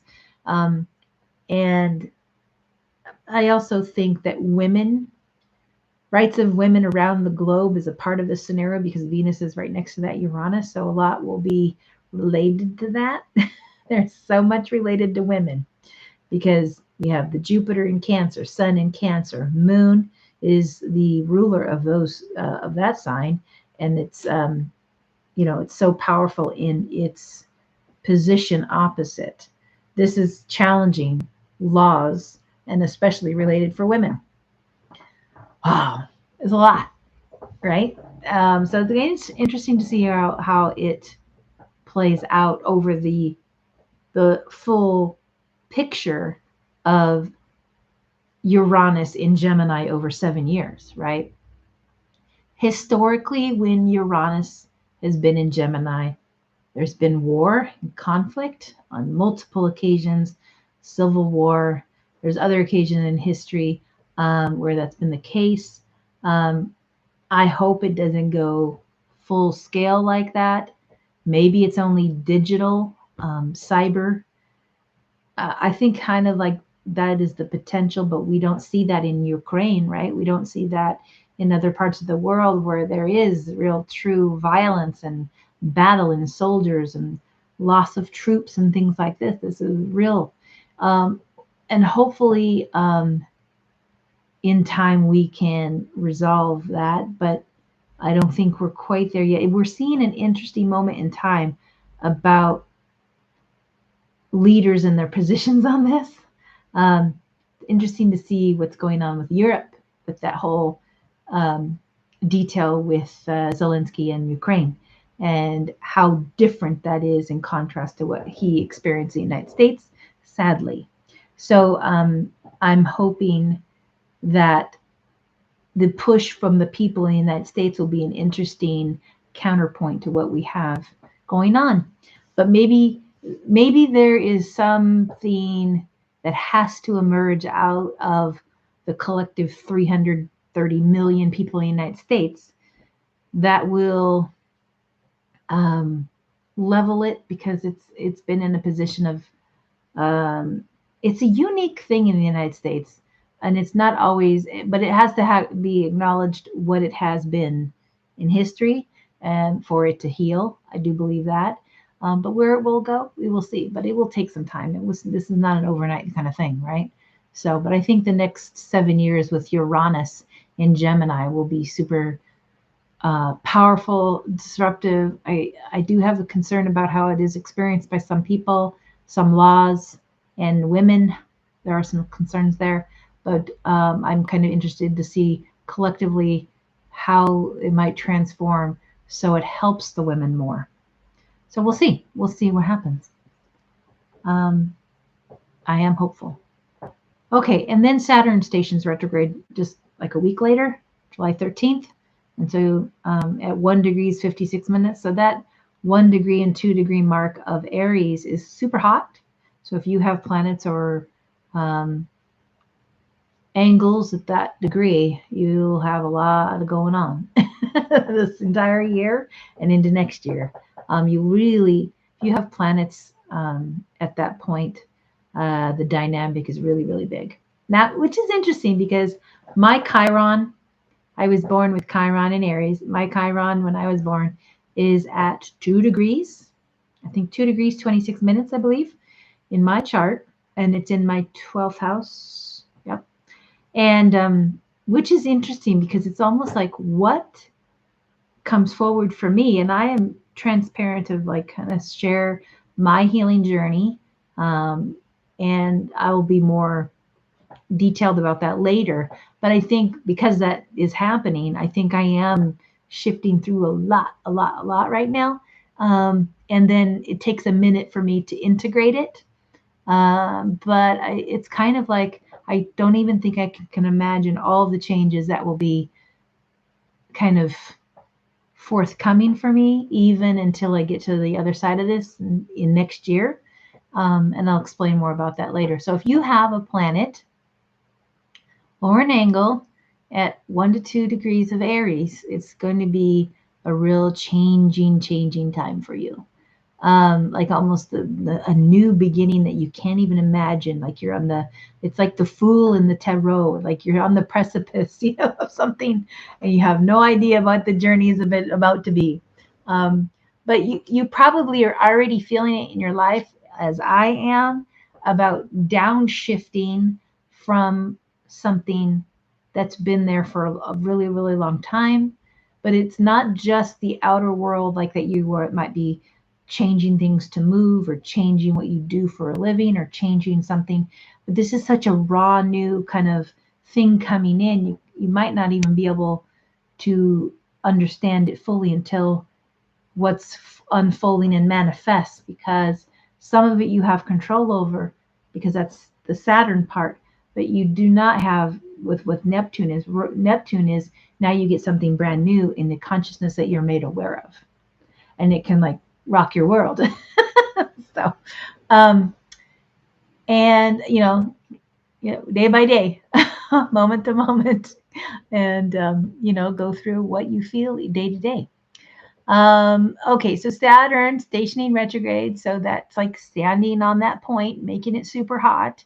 And so those early degrees of Aries are all getting lit up this year with the Saturn, with the Neptune, but also the solar eclipse at 9 degrees. And then I know that Venus or Mercury stationing retrograde at 9 degrees. These degrees of Aries are just really huge this year. So we have that. And this Saturn, when it's stationing retrograde, is in the 12th house from the Washington, D.C. chart. So if you live on the East Coast and kind of in that general vicinity, across the globe, it'll be slightly different ascendant based on where you live on the Earth. But I think it's important just to kind of look at the display of the planets. We have at the stationing Saturn, and that emphasizes that sextile with Pluto. So that just kind of activates something new can be reviewed. It's kind of going backwards from having an initial thrust on something, and then now it's like, wait, we got to go back and do something else, because that's what's going to set up for the retrograde, right? So the powers that be, Saturn, can have a reversal of some kind. It's called, I don't know, do you guys play Uno? I play Uno cards with my daughter a lot, and you get the reverse card. And so this is like the reverse card, and what's going to go happening of what the positions of authority, what might be reversed. So I think if something has started, maybe it's a possibility, this is an idea, that it can be stopped by the courts, and then it has to be reviewed. Or there's some kind of other brand new something that's initially started because it's Saturn and Neptune. But Saturn is like, whoa, wait a minute, and it has to be revised by the authority. The authorities will take some action on something. So, but they're both it's kind of the consciousness of like, I don't know, it's like it can be understood where the resistance is. It's weird. I mean, maybe some of you are into like reading like really intense psychological thrillers, right? I mean, this is like a psychological thriller kind of stuff that's going on in the background. Like, why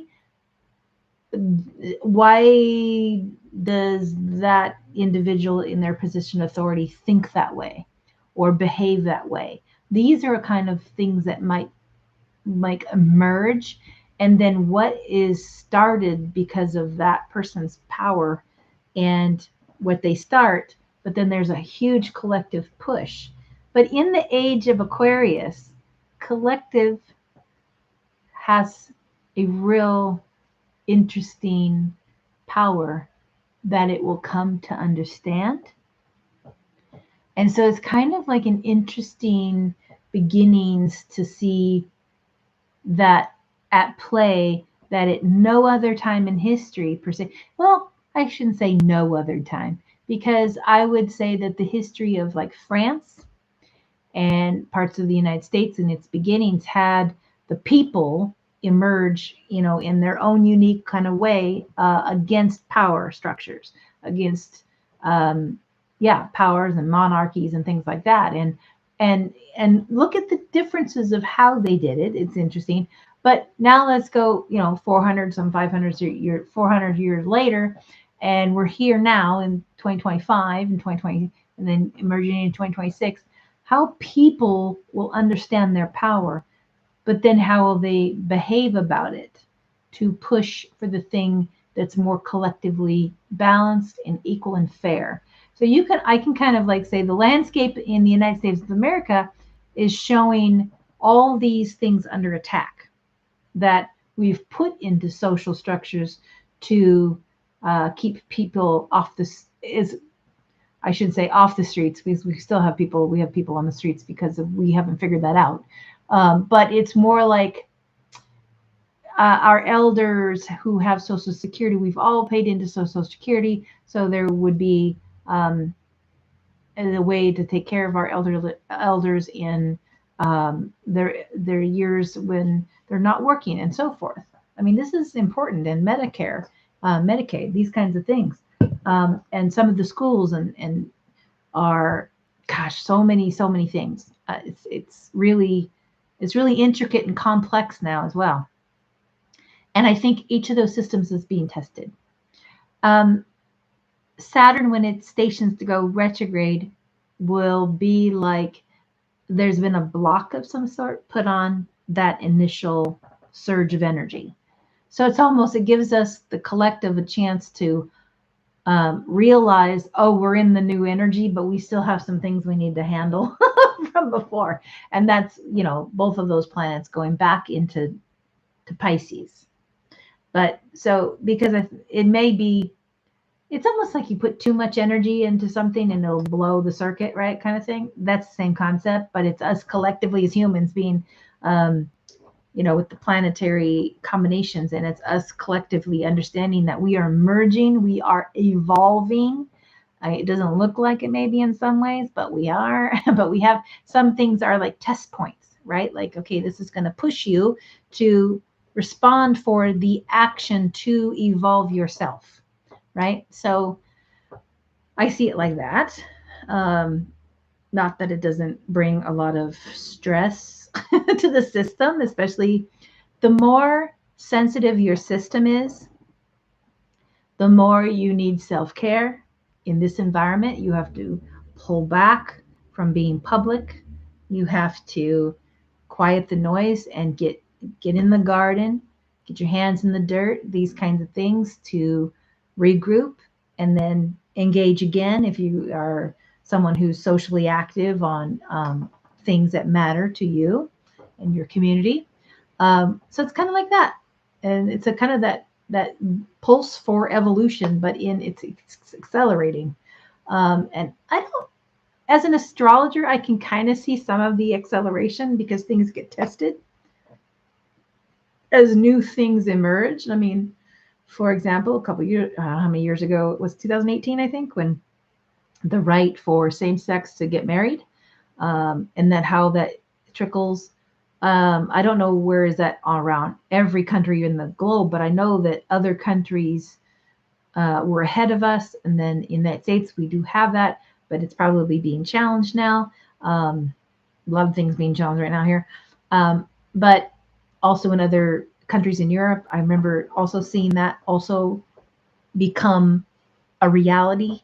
And I think it's important because that, to me, shows the evolutionary path. And it's interesting to see women in the conversation of our own our collective evolutionary path in the patriarchy. Because as soon as we push for women to be in a balance of power, not to be over, but to be in a balance, it just gets haywire. It's like the patriarchy just goes crazy. Isn't that interesting? I think the power of the feminine being equal in an equilibrium. That's a better way to put it. In an equilibrium, with yin and yang being an equilibrium. I think present day the psychological mind of a lot of men, heterosexual men, I should say, in the patriarchy, maybe even of other, but mainly heterosexual, but it could be in others as well, is it fears the power of the feminine.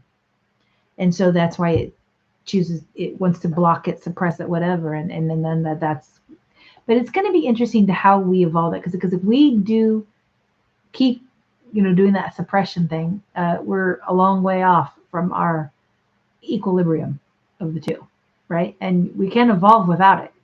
So we're on that trail. So I think that's interesting, right? What else I want to share about the Saturn retrograde in July? We have the Mars on the south node at that moment, but it's not really in aspect, like it's more of an in conjunct, but not really.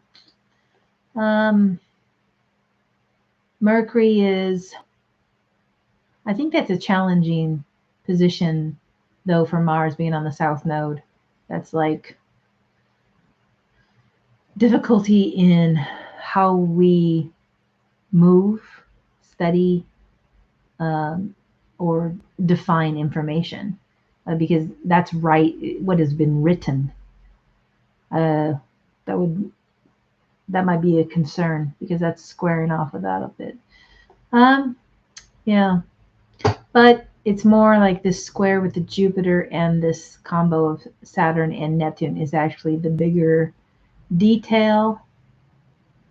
And the moon in Aquarius is looking at the systems again and the collective social activity. I wonder how healthcare in the United States gets activated during this year. But when the moon is in Aquarius, it makes me think of how we collectively look at vaccinations. And I know with the current administration, there's a whole detail on that. And right now in the United States, we have a huge measles outbreak. And that is because of maybe that idea about, because the measles outbreak is happening because of not having vaccinations to the degree that are important. And that's why they happen. So yeah, there's a balance between concepts and ideas about that. I think science gets challenged a lot lately, and but there are things I think that are important that need to be seen and to be observed, maybe to get it and to understand it, and maybe that's the case. Sadly, measles can lead to people's death if they have not been vaccinated. I know there are probably a fair number of people who've not vaccinated, and that can be costly. I also think there's a balance of how much is given in vaccinations and when, and what's in the product of the vaccines. This is also important. So I don't, full scale say, absolutely every single vaccine, be in the cycle for an infant per se. Infants absolutely need to have their vaccination in my book, but I think also it's important to understand all of the science. Things were challenged historically on certain things like measles. I remember struggling with measles for my daughter when she was, because there was like measles, it's like the MMR, there's like 3 in the 1. And my daughter had already shown sensitivity to another vaccine, and I was really concerned about that one.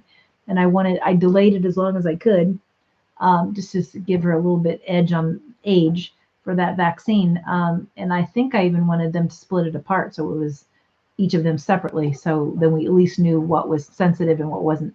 So, and maybe that's what we're looking at, like how individual care can be, because every individual receives that kind of stuff differently.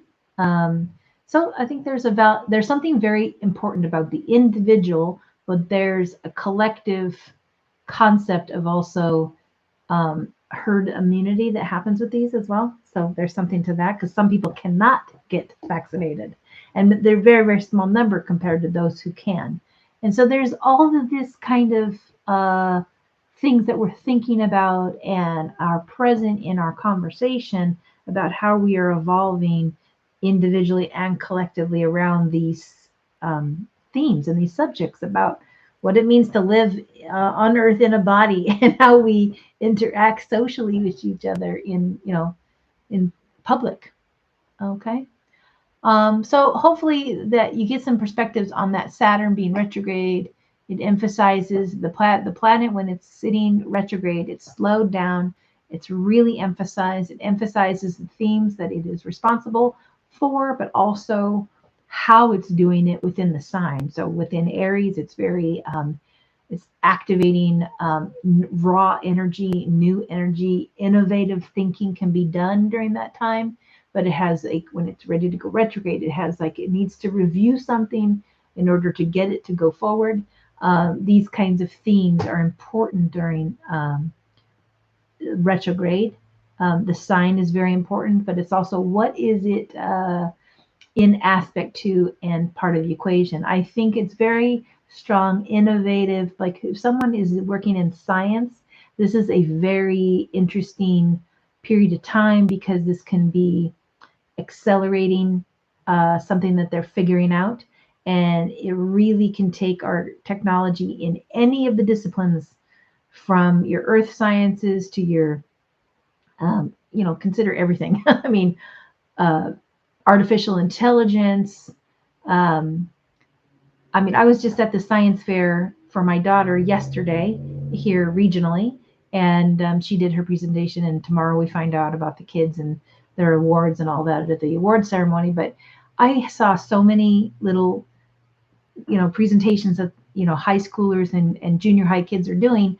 And what I find is that that's just at that level, right? There's all the universities, and I think of all the things that I was looking through recently about what's what's being explored scientifically. It's amazing. There's so much, and every field of science, every field, engineering and environmental sciences, and how quickly we are gathering data and data models, and what that information and how quickly we are being able to assess and come up with solutions for how we might want to move forward and progress with something. So it's really an interesting period of time to observe that because of the sextile between Uranus and Saturn and Neptune in the Aries, but also Pluto in how quickly things can transform related to our relationship with technology. I think that's fascinating. Um, so there can be wonderful things at the same time of things being challenging. I think that I wanted to bring up the new moon that's in July, that's in Leo.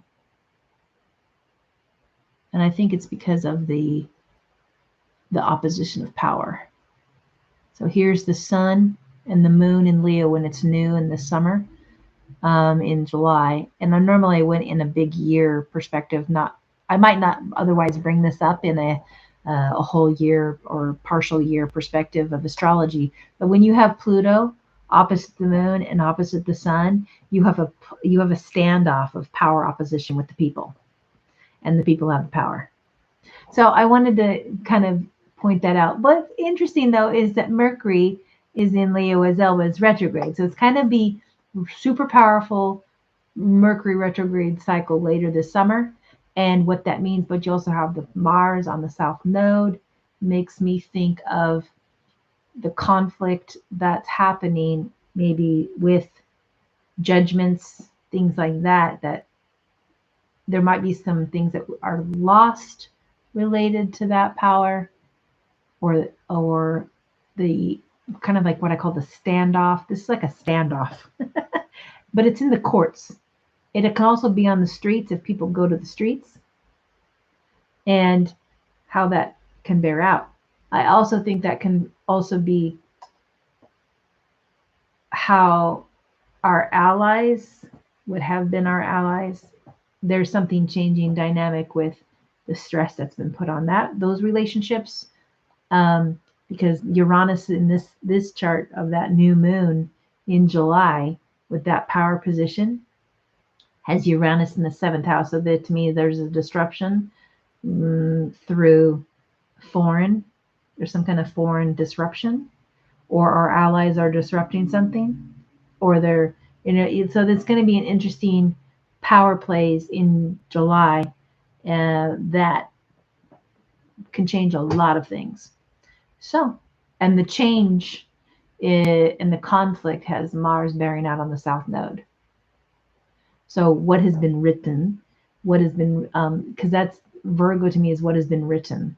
And, or is that the laws?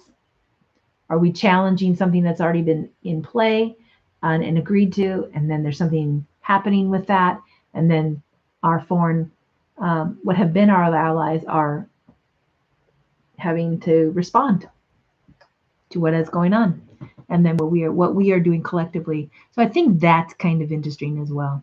I just wanted to point out that new moon in July in Leo. Then we'll see the kind of reemergence of Saturn in its retrograde cycle go back into Pisces September 1st. And that's why early September will be a good period of time to do some reflective of the astrology in a live around, what is reemerging, what is kind of being veiled again. This is kind of a veiling when we have Saturn go in to Pisces. But I also would say that it's a re-emergence of the power back into having access to things that it might not otherwise have access to. No boundaries as a part of that. So September 1st, Saturn goes retrograde, or not goes retrograde, returns into Pisces in its retrograde. I have it as September. Excuse me, it's September 6th, not September. It goes, it's September 1st. I said the date wrong. It's September 6th. Excuse me. No, I just noticed something here. I jumped too many. Here we go. It is September 1st. Sorry. I jumped too many charts there. So here it is. Here's the Saturn. It's in the 9th house, which to me, I think of the courts of law again. Laws. Laws are getting a lot of stress, or they're in the dynamic of they're being tested. That's for sure in the United States. Here's a little bit of my concern as a United States citizen is laws that protect the people. Are they vulnerable? Are the laws vulnerable to changes by this current administration, and that what could be renewed by what's in the Supreme Court or other lawmakers, right? Because that's the structure of the United States, how the Congress, helps create the laws. But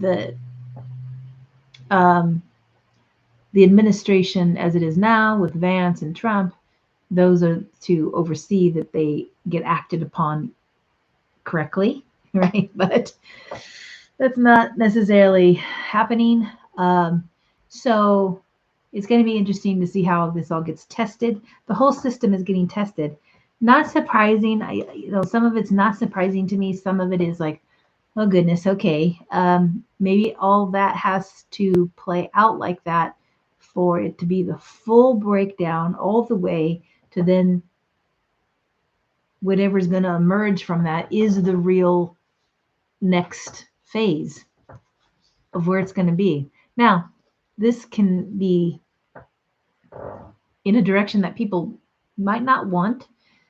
For how long, I don't know. I haven't looked or tested on that, but I think it is a period where the people will be pushing up against what is coming at them in the United States.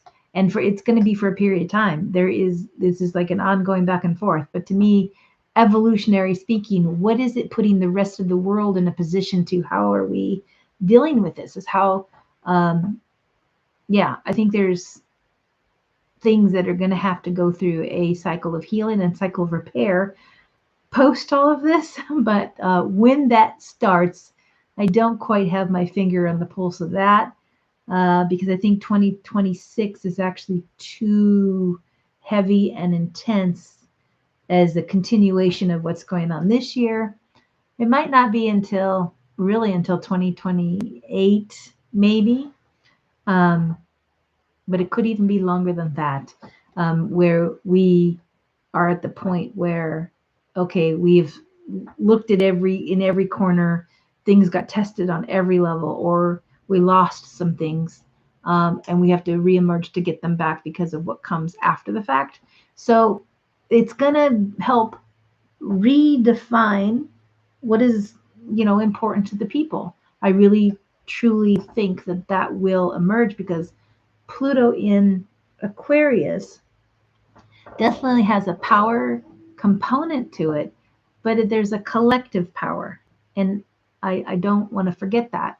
But it's also is the power because the systems in place control people. That's a delicate matter, right? And that could be how we transform over 20 years with Pluto in Aquarius,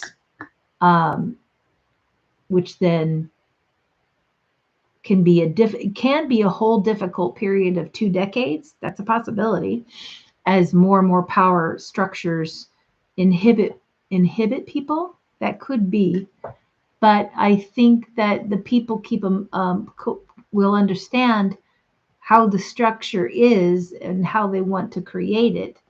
So it's like you have to put your consciousness towards the thing that you want to create.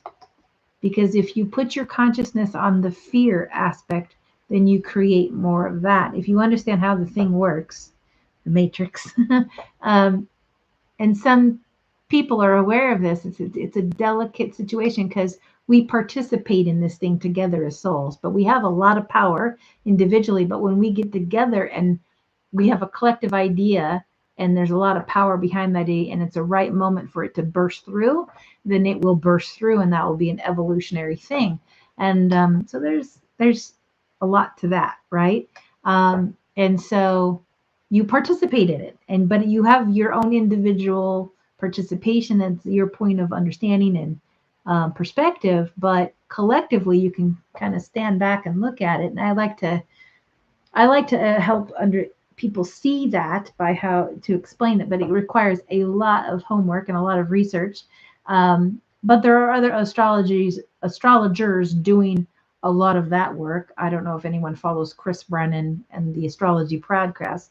He does a lot, but he's in the traditional astrology focus, whole sign house focus only. And I like to be broader than just that. I'm an evolutionary astrologer who will use that information and overlay it into my lens, because my lens is about the soul. And so you got to understand where your point of perspective is, because it's like your own perspective and your own, like it's almost like your own camera and your own lens of how you view the thing is so important to understand how you look at it. So Saturn retrograde, when it enters Pisces in September, kind of returns to that having things veiled, having too much no boundary situation. Which we also have Venus right on the ascendant in Leo. Who is this? This is like a woman.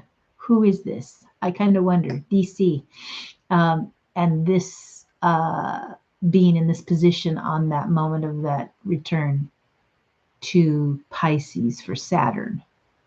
That's kind of a curious position for that moment. But yeah, that's going to be interesting. Who's this? To me, this is a female figure that might stand out in power.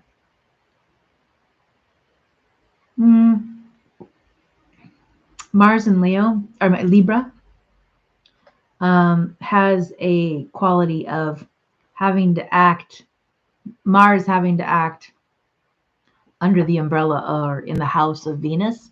And so it's not an aggressive Mars, it's more passive aggressive. It can be passive aggressive, but it's trying to operate delicately, so it doesn't have full force Mars. It's more like challenged by having to be an ambassador, but it's a warrior who is trying to be ambassador-like in difficult times. Imagine, knowing when to bring out your sword of truth, but then knowing, okay, it's not time to pull out my sword yet. got to do some negotiations here first, talking at the table, these kinds of things. The moon in Sagittarius at that moment emphasizes the ascendant of fire energy as well. Moon and Mercury are trine to each other. So this is going to be an interesting moment when that Saturn goes back into Pisces. Neptune, not quite, but it will. It's getting there. Okay, later in the year, September 6th, we have then the Uranus that it was made its ingress into Gemini, got to a certain point, and then it's going to station retrograde. And so this is all the back and forth of the energy. But anytime these planets are stationing to go retrograde, emphasize the planet and the way it is in that sign. And it emphasizes, it just gets really, really activated at that point. So here is the Uranus in Gemini stationing to go retrograde. And this can heighten communications, the duality of a situation that may be playing out. Where's Mercury? Mercury's down here. Mercury is very strong in Virgo. The sun is in Virgo. But these are squaring off, but not like tight. 7 degrees or 6 degrees of separation. So still applicable. Something gets challenged in the written form. So September, there can be, and because it's on the south node, it makes me think of a loss. So this can be, is this the change up, a loss of something related to some written document? Fourth house could be home, homeland, home. Is that the scenario that we're looking at here, maybe?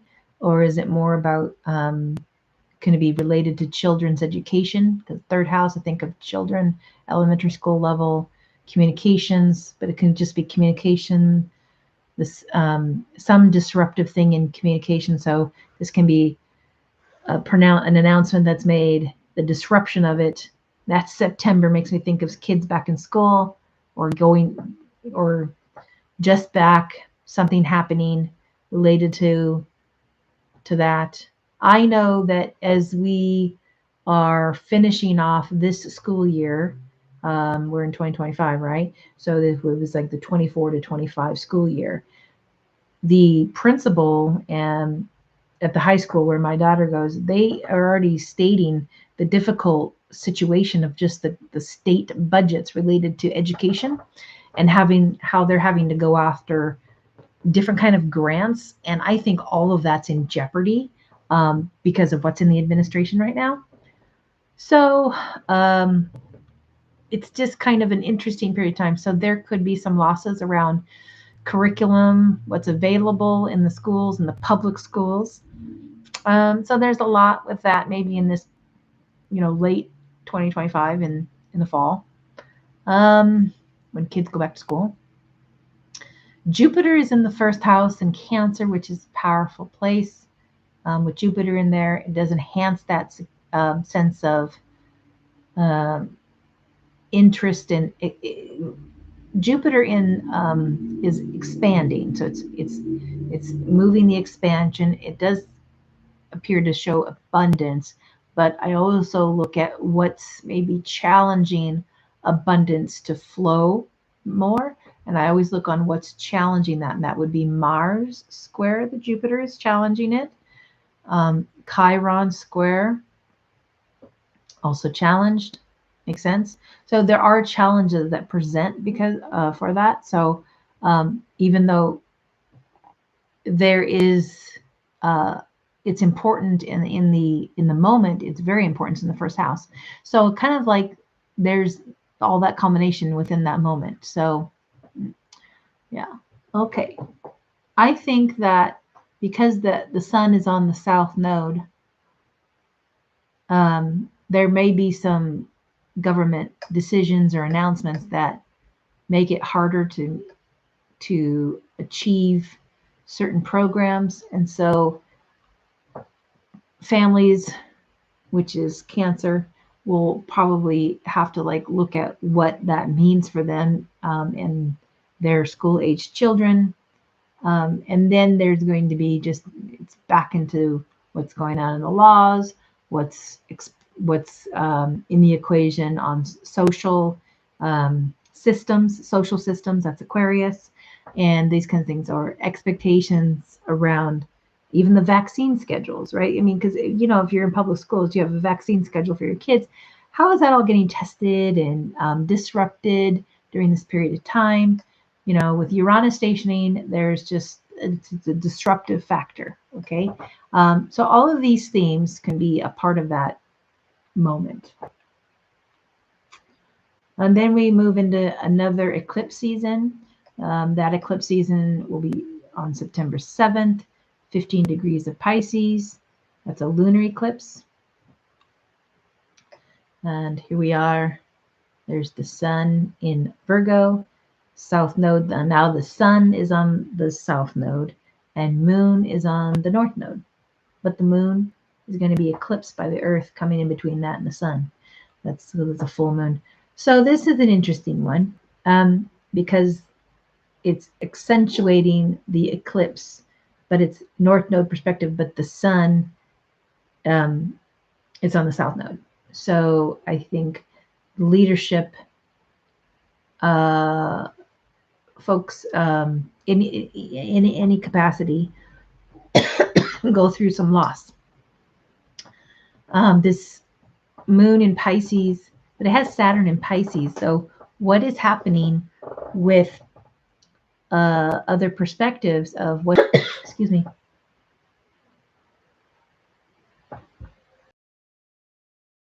the lunar eclipse. So the Jupiter being in the 8th house is like, the moon is getting eclipsed. It's accentuating that 8th house of money, other people's money. That's like taxes, insurance, inheritance. But I'd also say some of the ability to get a loan. This is all in this equation, orb to that eclipse. Excuse me, sorry. So September 7th is a very, very strong eclipse for the moon. And interesting, that's right on my north node. Okay, so I have to look into that one myself, right? But this Pisces is trine the Jupiter. So I kind of wonder about what other, I kind of wonder about debt. Okay, so the 8th house I also think of as our personal debt. This eclipse, it's kind of like, but this is not the moon on the south node. This is the sun on the south node.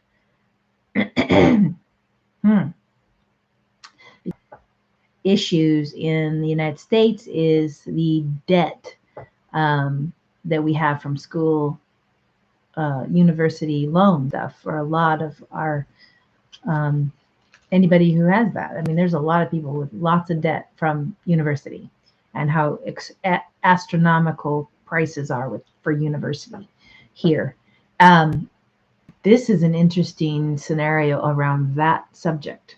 And when the sun is, but it's not the sun, it's the moon that's getting eclipsed. So some kind of maybe new law that's being written or challenged around that, changed. There's something going on here with that. I also think that belief structures, people's beliefs about how things work in and law related, and the rules of law are as well. So there's a lot in the September 7th lunar eclipse. Excuse me.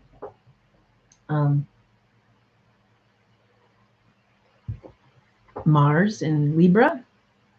Libra is also a sign that I look at for law, the balance of the scales. In the 10th house of like the judges, the executive office, Trump, and opposite is Chiron in Aries. That is a very challenging position, and squared off by Jupiter in Cancer. So there's a very powerful T-square on that lunar eclipse. So what is happening with the laws? Gosh, I'm sorry. With the laws of the land. Gosh, got a frog in my throat. The laws of the land, the people, the moon, and what is happening and what's being communicated about new laws or laws that are possibly being rewritten. And then what does that do with people in their ability to deal with debt or manage debt or that experience with that? What's being communicated, that's third house, the perception of that. So imagine like we're in instability period of time where things can change, but will they stay changed? Here's a key component, okay?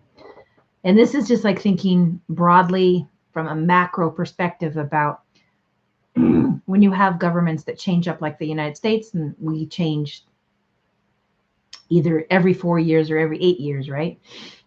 At least historically, that's how it's been. Hopefully it stays like that, because then we get the changes of power. That's important, I think, in the whole concept of the United States of America.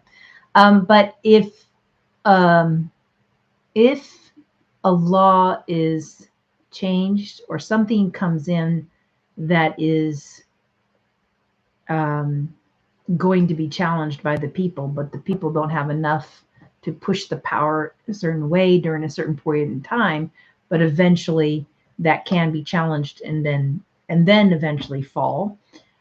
How long does it stick? So have you ever made, I know people will say this a lot, it's like, have you ever made, signed on a contract or started a job or bought anything during a retrograde of a major planet, especially retrograde Mercury? But what about a retrograde Saturn? When the powers that be doing it, to me, it doesn't stick. It won't stick. It'll have an issue. It won't have a solidity to it. So that can present here because we have Saturn is retrograde in Pisces in that lunar eclipse. So if something gets taken away, it's a matter of maybe fighting for it if it's gone for a period of time, short or long period of time. So I think that's important to keep in mind here, because everything is being tested. And if something is taken away, it's, will the people rise back up and demand it? And so to me, that collective impulse, is, people rise up as a collective. And it's almost like it's an exercise of the collective, like, are you working together to ensure there is equality in the equation here? You know what I mean? Like everything gets tested like that, bit by bit by bit. Like it gets, like, it's attention on it, and then it gets challenged, and then it's the rise to it to demand that it evolves so it has more equilibrium to it, so it is more fair. But some people in the context of the whole, of the whole, don't like the idea of fair, right? There's still a percentage that voted a certain way, and the concept of that whole concept of equilibrium and fairness is an interesting one, it creates a lot of debate and heated topics with family members. So I think it's, but look at it from as much objectivity as you can, and just kind of consider, everything can be have a moment of being tested law by law, or idea by idea, and the collective is deciding which way it's going to go, at least in the present moment for the United States. But I think this can happen in other countries about their own identity as a unit of, as a nation, right? And the people of that nation. So Canada, love Canada.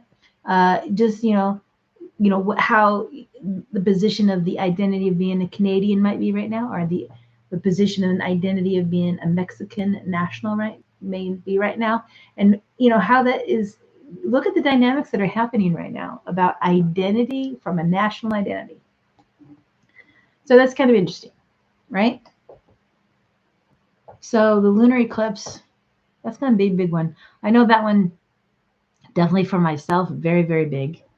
But then the solar eclipse on September 21st at 29 degrees of Virgo.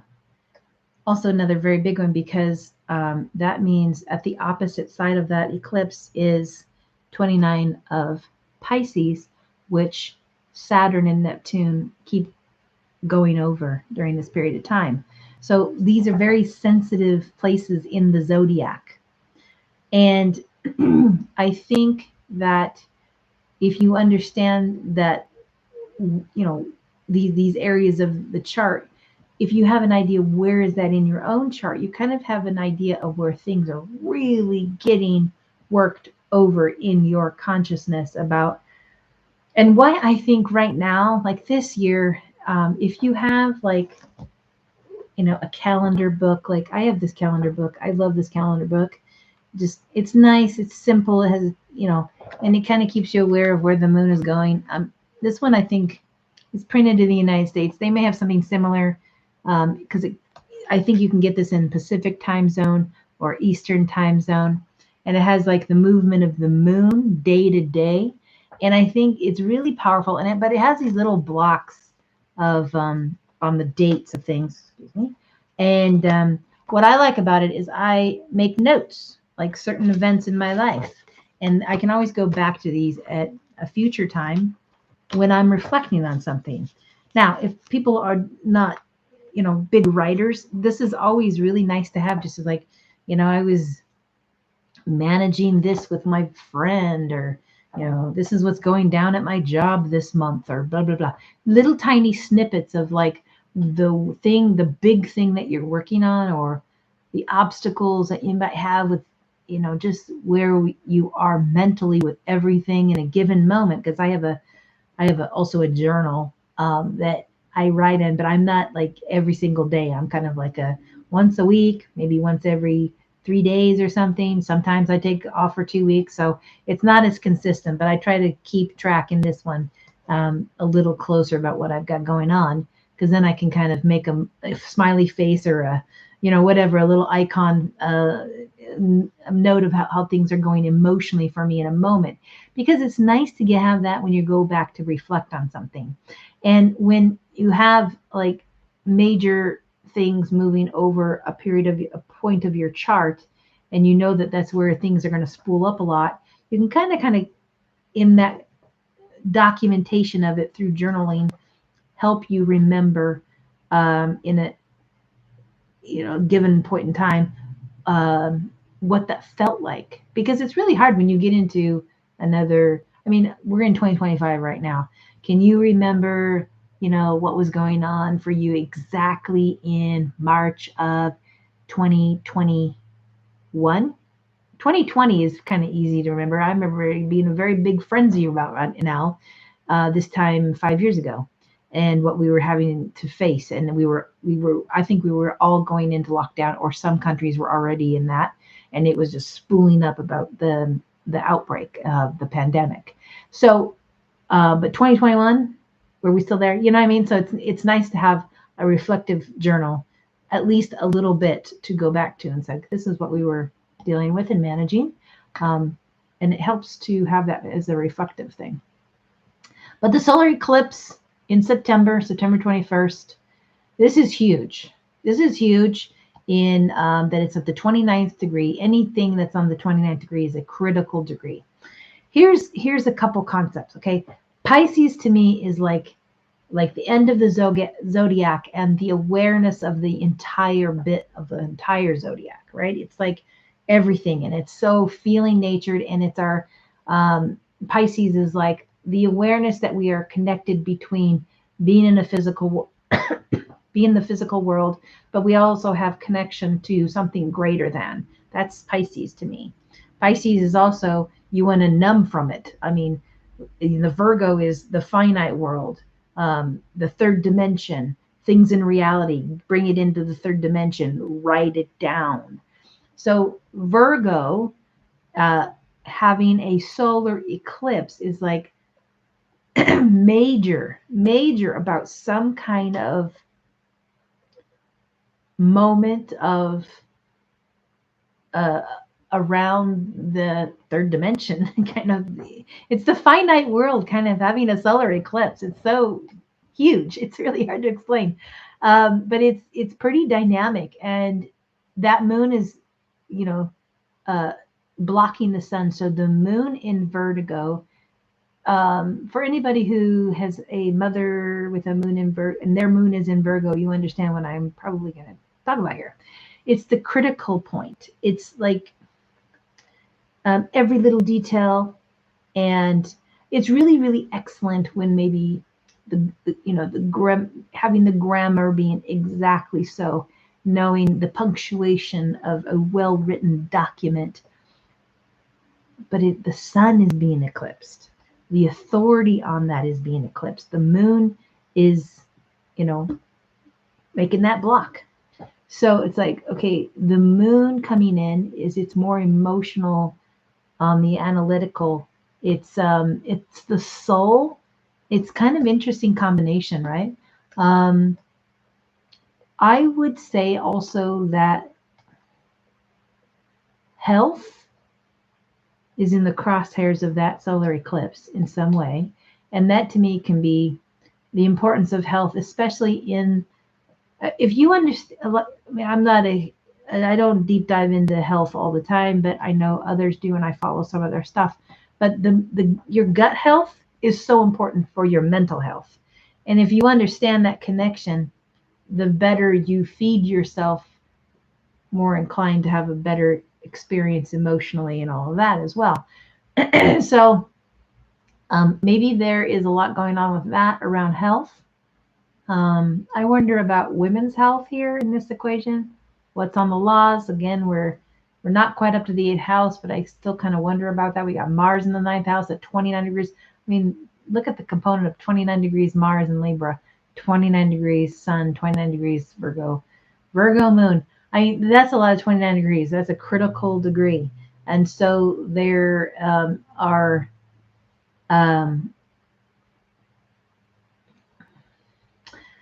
this is to me also the relationship that our kind of the capital, Washington, D.C., folks who live there, and especially our administration, is probably having a very difficult period of time related to our allies because of the 7th house. And what's interesting, because that Leo is intercepted in the Placidus quadrant system. Saturn. This is an issue with power here again. And also, not only like how people might think of our allies, how our government authority figures are managing with our allies and what they are experiencing from that. There's a backlash. This is a huge backlash component. Transportation also, because of the Gemini. Where's it? Yeah.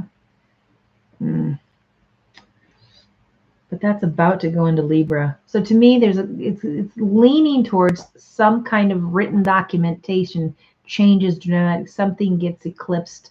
That's maybe from a former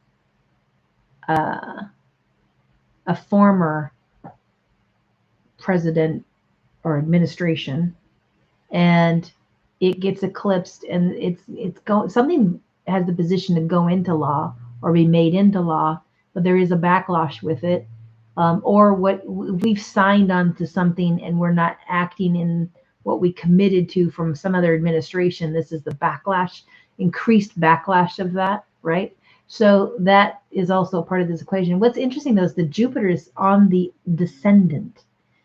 And when it's on the descendant like this, that is us dealing with our allies, what have been our allies. But there is a backlash here.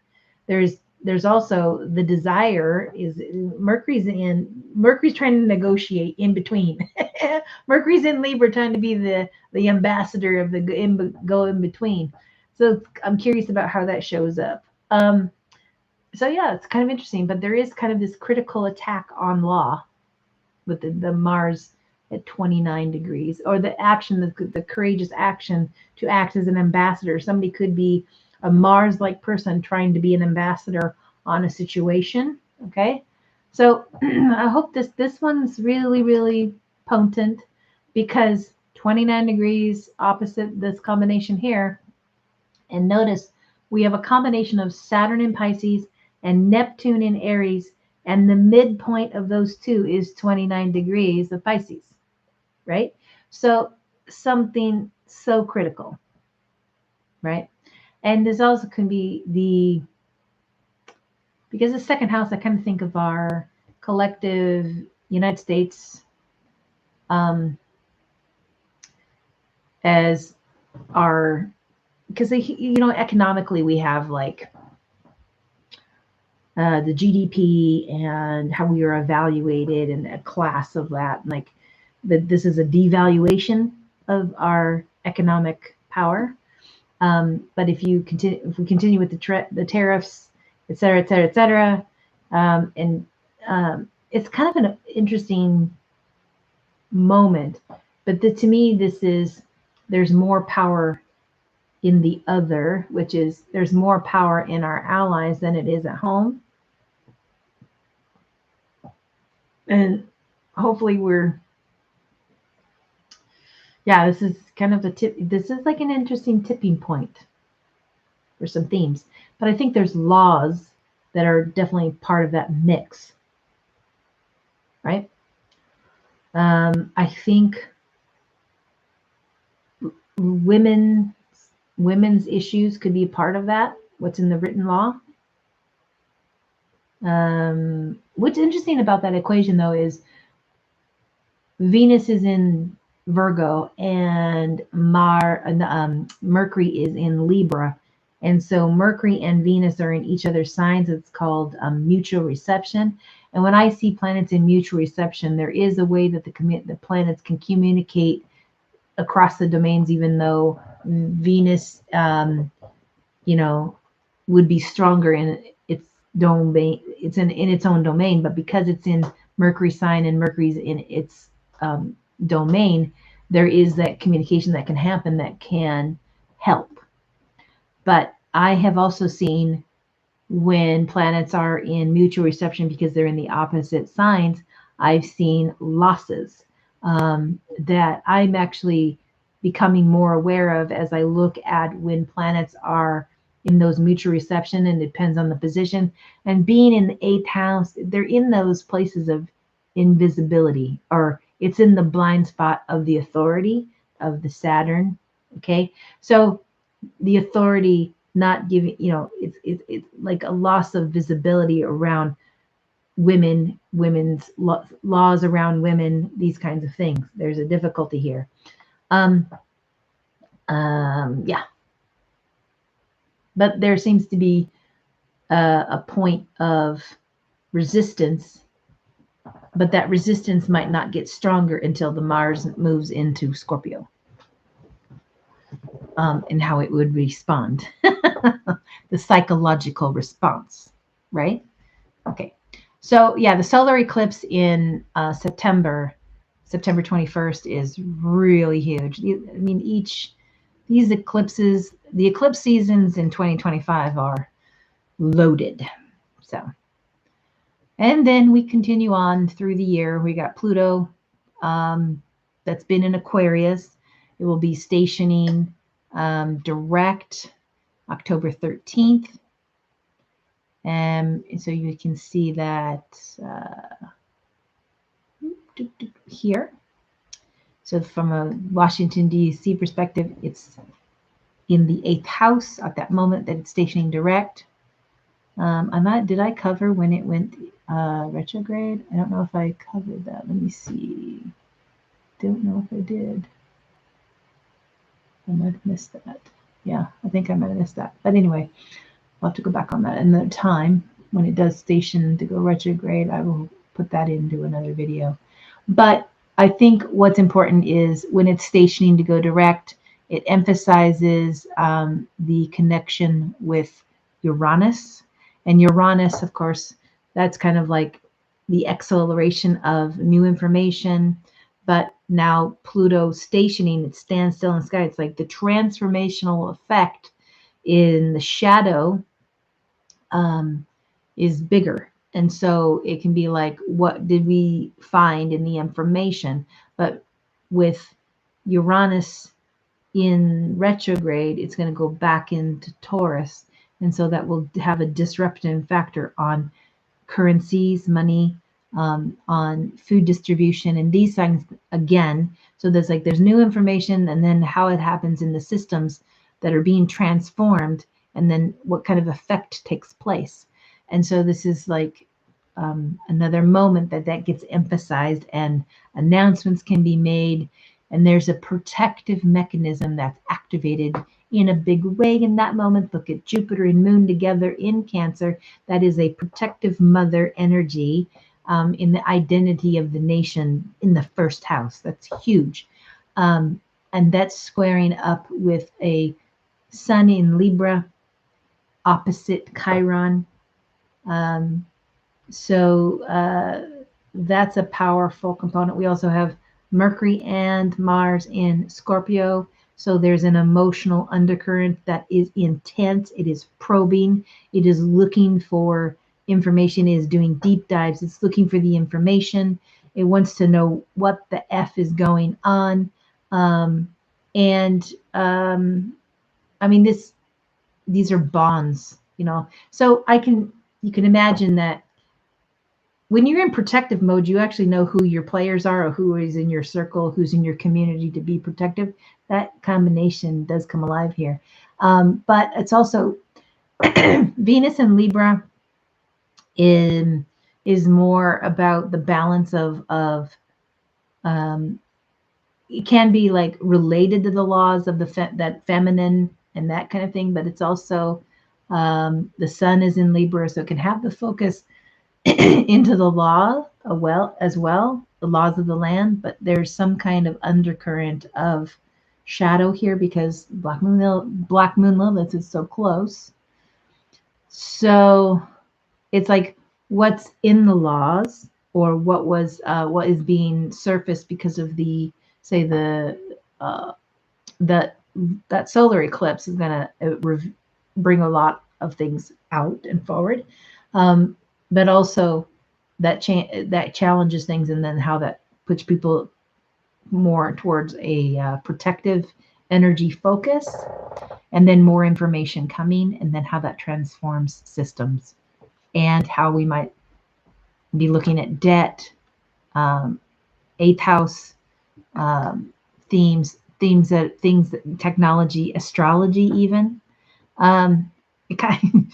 To be an astrologer in an age where a period of time where the perception of that can go backwards is a little unnerving, because if you are a soul that maybe did this in another life and then you were persecuted for it, those sensitivities can come back online.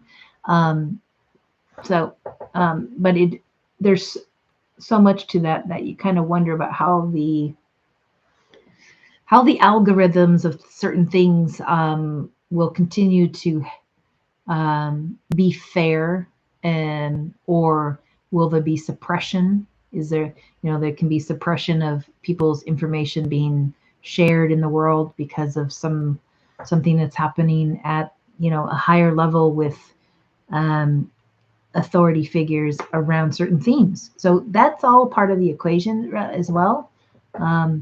The more people understand about the power of astrology, the power of the tarot, these kinds of things, and there's good intent, and then there's ill intent of how it's used.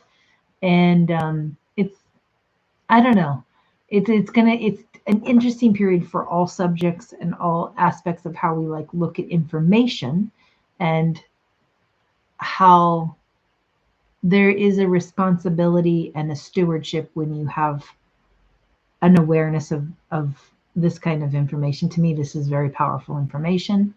And the more you study it, you understand how powerful it can be. So that kind of stuff. And then Neptune in its retrograde re-enters Pisces October 22nd. And here's that chart out of DC. You can see there's the 29 of Pisces activating. And so that's interesting that at that moment, Saturn's at 26 in Pisces. So 4 degrees of separation. But again, we have this trine of energy in the water. Look at all that water.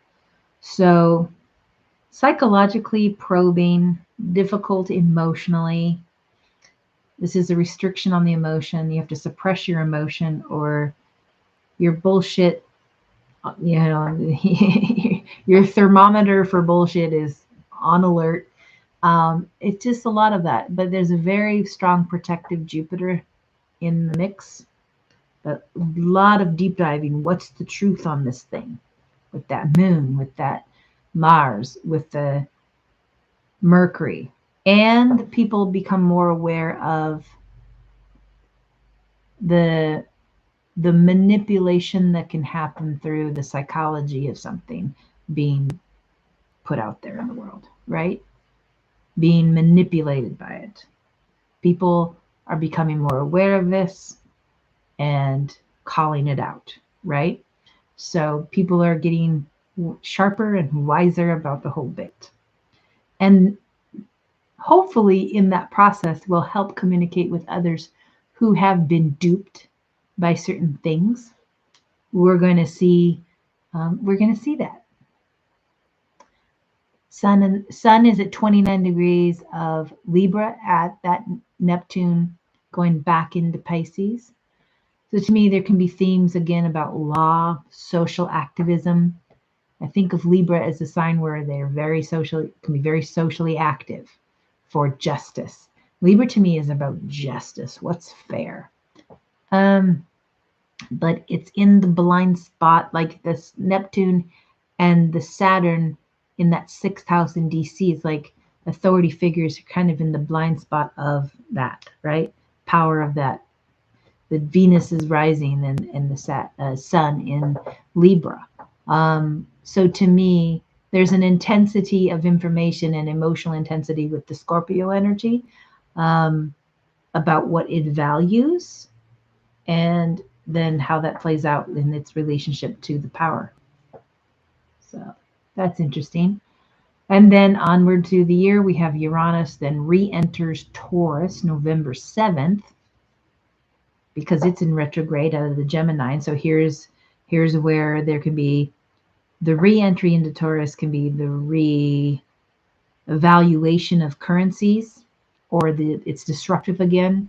Markets, like we've already seen market destabilization in the United States. The question is where's it going this year, right? It's going to be all over the place. How it's been a lot of losses recently, but does it stay that way when Uranus goes into Gemini? But does it stabilize and go back up? And then when it goes into Taurus, does it have another destabilizing moment? That's a potential here. Mars is out of sign opposite that moment. So this can be a very active push for the new laws, activity around freedom. Mars in Sagittarius demands its freedom. Mercury in Sagittarius is highly philosophical, but might need more facts, you know. So there can be challenges with foreign travel, transportation through the, air travel. Sadly, I don't like to see that, but that could be the case here. The moon in Gemini there's an increase in the duality of perspective and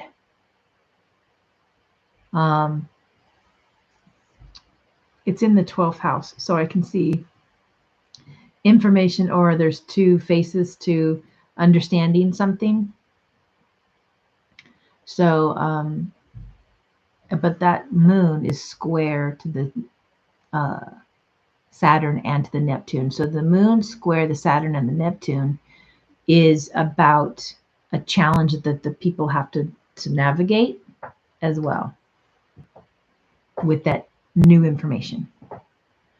So, yeah, these retrogrades over the 2025 and into 2020, early 26 are definitely, emerging information, new insights about what's being tested on every aspect of our social systems that have contained us as a collective. And we will see things that we might have been told that they were this or that, and maybe we realize, no, that's not the case. And so then we have to push back on what was said to pursue such things. So it's everything is getting that test. And when the people collectively move together, it's pushing on that dynamic of what's the ultimate power of us together, working together, right? So how much that can work as a together, because to me it continues to build about every system that holds our reality or how we operate in has to be more fair, has to be more transparent, these kinds of things, because it's important for us, I think, to understand these things and have visibility to these things, because when they're not visible, we question them, or we don't believe it until we actually can see it. And so I think that's what's emerging more, is how things need to be more transparent about how they work. And a lot of people, to be fair, have been so busy just living their lives, they don't realize how the structure of their society works, or it's just not in the classrooms, to be honest, about how everything works when you are an adult. And the more digital our economy has become, how many aren't aware of how that works and how everything is working for them to exist, right? It's really important. Then we have later in the year, November, the Mercury Station Retrograde in Sagittarius. When Mercury goes station retrograde in Sagittarius with a Mars, I would not want to be traveling at that time. There is likely to be a desire to travel, but there will be restrictions or demands on people that can be challenged, or something challenging. I mean, that's a ninth house. That's foreign travel.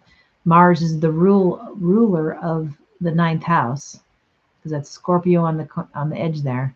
And then we have Mercury stationing retrograde in Sagittarius. That all combination is just, let's just say, it's going to be messy. We really need, in the United States, but around the globe, that if you're traveling, you want your federal, or you want your government or something that's controlling the air traffic controllers of your travel.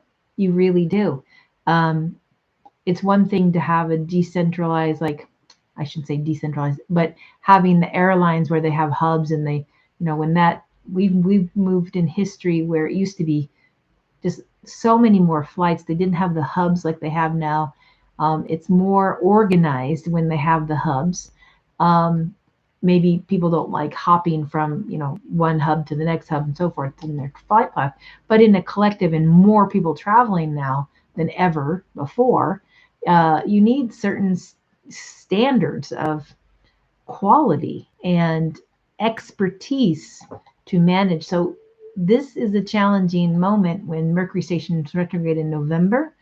And I think in the United States and DC, and what's, kind of happened earlier this year, we've seen the vulnerability of how important our air traffic control is, and we need our FAA. We need these high quality in that regard.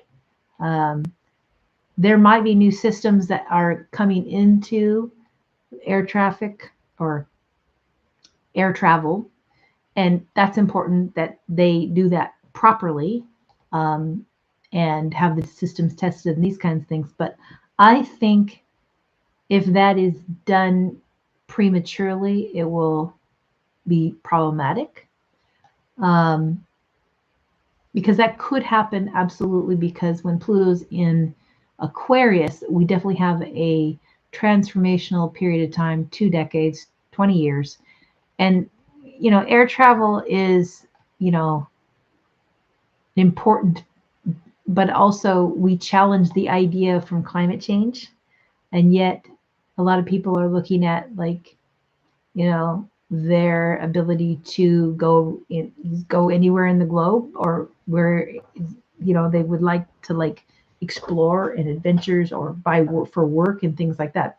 So it's going to be an interesting period of time to see how other systems might, and not only that, technology will influence, and over the next 2 decades as well, our actual air travel. There will be different technologies that come online that will be slowly integrated into that, how we travel publicly like that. There will be different points in time that occurs. Things technology-wise can emerge during this period of time because of the Neptune in Aries, and just that new consciousness, and the Uranus in Gemini and the Pluto in Aquarius are at a trine, that's air, and it's just quick, innovative ideas just coming out quickly. So all of that is in the equation of the future, but we have moments where we have this disruptive factors, and why new technology will emerge into certain parts of that structure as it is now, right? I think that's important, as a part of the overall theme.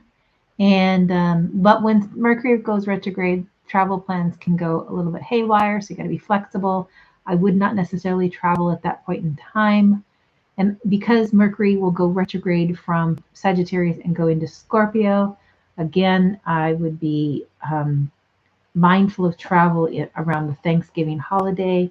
Because that Mercury will station probably around the Thanksgiving holiday, or close to it, when people are traveling, and it will be stationing in a Scorpio.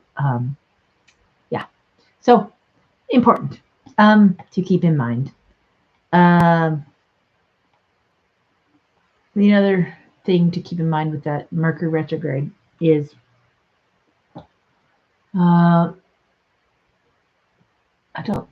it'll pass over.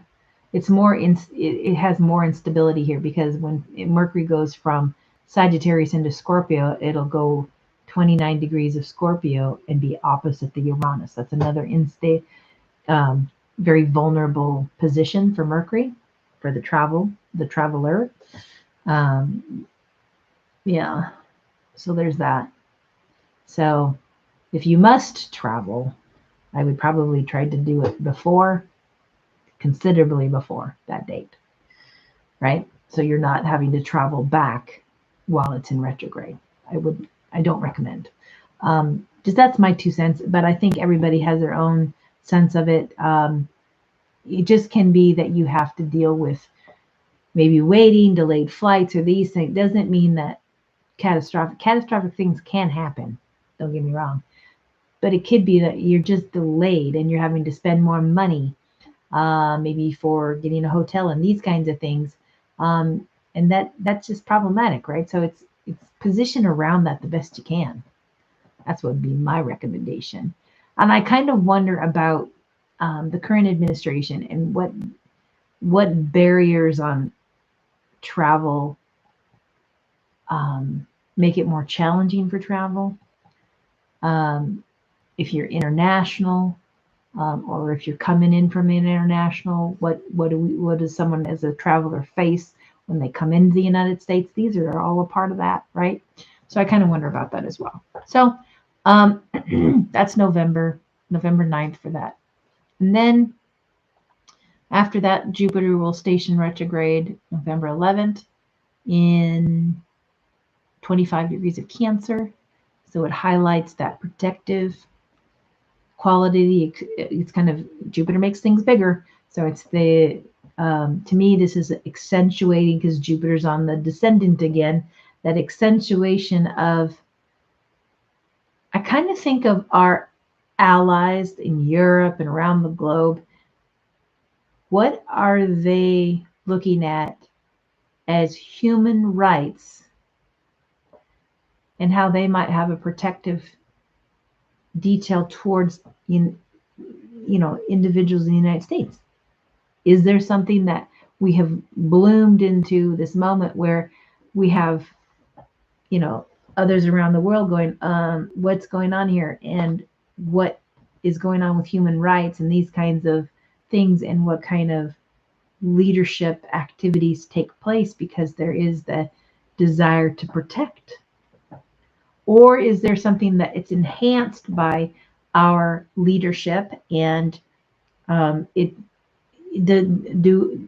we at a point where we're having other conversations? I mean, the moon is in the 7th house. It's highlighting this interesting kind of Scorpio intensity, emotion. A sun in Scorpio is right on that midheaven when Jupiter, but they're trine, but it's kind of in relationship to others from our perspective, from the United States and DC, so yeah. And that's still when Mars and Mercury are getting close together in that retrograde cycle, because Mercury is about to go over that Mars. This is intense. This is intense conversations about boundaries of countries as well, and the law. So yeah, this is a year that's going to have a lot being tested across the board. Then Mercury in the retrograde re-enters Scorpio on November 18th. And that's here. Not showing in this chart actually, but it's like probably a second later it's emerging. I didn't pull up the right chart. But that emerges into Scorpio November 18th, about 10:21 p.m. Eastern time. And then Mercury is going into the Sun, and we also have Moon in Scorpio, Venus in Scorpio. So this is intense. And Mercury is opposite Uranus at that point. So this is an intensification. But I think during that retrograde, when Mercury goes into the Sun and has a cazimi with the Sun, and then goes stations, and then to go back through, this is a process of going into the underworld. This is like Mercury going into the underworld. And, there is a process of understanding what's been hidden. And to me, there's a lot going on with that as it pertains to the country and its heritage and everything. But there can be issues that are really front and center, and this is a part of there's new information that once we get to the bottom of it will eventually emerge, but we won't have it read. We won't have the insights to that until Mercury comes back around from the retrograde and comes back out, and then is visible in the heavens. And it would be an evening star when it comes back out. So, because it emerges as a morning and then back. So it's more of what does Mercury, it's the consciousness, what it learns in its process of going into the shadows to understand what's been covered, but I don't think this is going to be visible until it comes back out. Okay. But there will be the determination to understand that. It will have the like committees going and probing to understand, finally getting it and then bringing it back out and illuminating what it was, right? So that's a part of that equation as well. So that Mercury when it re-enters the Scorpio is pretty powerful. So if there's an investigation going on, there might be a case in the courts around murder that emerges, and there's information that's coming out, after that, or it collectively like having the insight after the moment. But this is kind of the emergence down into it. And then Saturn stationing direct in Pisces in November 27th. I don't know if that's near Thanksgiving. I have to look on the calendar then when Thanksgiving is this end of this year. I think Thanksgiving is on the 27th. So Saturn is stationing direct in Pisces on Thanksgiving. So be careful with how much you imbibe in alcohol on Thanksgiving in the United States this year. But here it is. Again, it's in that 8th house with Neptune. I kind of think about taxes and debt scenarios. What's going on there? What's going on with social programs? This is like more conversation around that. I think when people gather around the holidays, there'll be an interesting conversation that might be had because of what has been learned over the year of certain things under attack and those kinds of things in our government and in our social systems that do exist or have existed, and where they would be at that moment in time. We have Jupiter in Cancer trine that energy. So there's a lot of feeling and emotion around being protective, a lot of theme around being protective here. And so there's so much water. Jupiter, Mercury retrograde in Scorpio in water, Venus in Scorpio in water. That's fixed water. And then the Saturn and the Neptune also in water. The Moon in Pisces in water and North Node. So it's kind of interesting where things are emotionally at that point. We also have Venus approaching in opposition with the retrograde Uranus. And so to me, this can be another disruption around money, food, these kinds of things. Mars is in Sagittarius. The desire nature in people, the instinctual nature in people is for freedoms, more and to be liberated. That's Sagittarius. So that is that point of that retrograde cycle. And remember, it's just kind of back and forth. So what's emerging, what's new, and then what is being veiled again, or how is the collective, that's also a part of Pisces, is collective distribution of things around the social structures that contain a lot of our reality as citizens or people. And you have your social structures that help keep things moving in the social structures of how we exist. But also there's like your prisons, your hospitals, and all of these things. And I know that there's been a lot of scrutiny and focus into hospitals being for profit and how this affects our healthcare in the United States. All of that is also on the equation, in this period of time, vulnerable to be illuminated of what is there.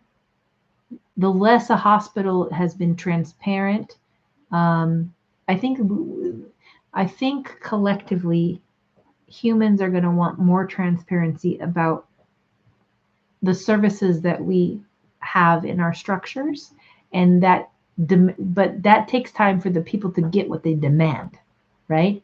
So it'll be interesting to see how we deal with corruption, but how then that translates into how things are structured anew when we come out of this period of time. And when I say this period of time, I don't know if that's 5 years per se. Current administration, I think, plays a part in destructive things, but it sometimes the destructive can force the emergence of what is being demanded anew and what we want to see, you know? So I think that's important to take into consideration as a part of this period of time. So Saturn stationing direct in Pisces, and then, you know, what that means for us all. Okay, so moving on. Then we have Mercury stationing direct in Scorpio. There it is in Scorpio. 8th house on the edge of the 9th house as well.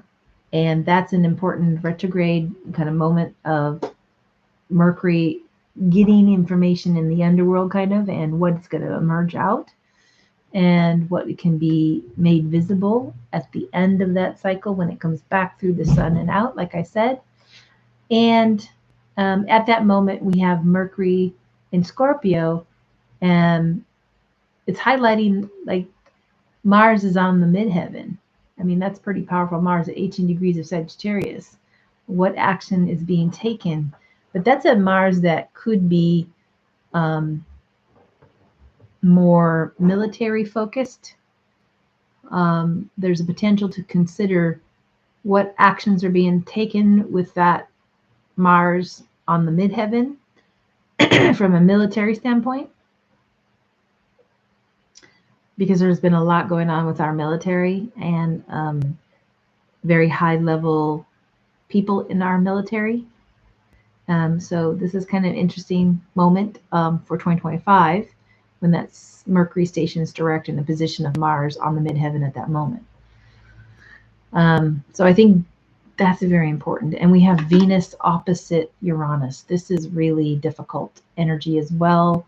And because of that being in a fixed sign, this is kind of very destabilizing Uranus in Taurus. So this to me can be a destabilizing force of energy around the desire for peace or peaceful existence. It just kind of has a disruptive factor in it, but it's a disruptive factor on money, other people's money, our money, and property, lots of different things in communities. So that's important to keep in mind here as well. And with Venus in Scorpio trine this energy, I always have like, who are the powerful women that may embody the energy of, you know, a planet in a certain moment that is very, very visible to the collective that can happen. And so I kind of look at like what women in power may have the warrior-like energy in our government and who are standing up against something in a very steadfast way and acting as disruptors by what they speak. So it's kind of interesting to see those combinations to build on the themes, because there are a couple of women in the United States Congress, Alexandria, AOC, is everybody calls her AOC, and her position and her visibility, as well as I think Jasmine Crockett, Katie Porter, Elizabeth Warren, and even maybe we'll see more of Kamala Harris. I believe she's going to be out there a little bit more, but she has intention to running again in 4 years. So what does that do with her, where her path is going? So powerful women, how they will show up in our Congress, in our Senate.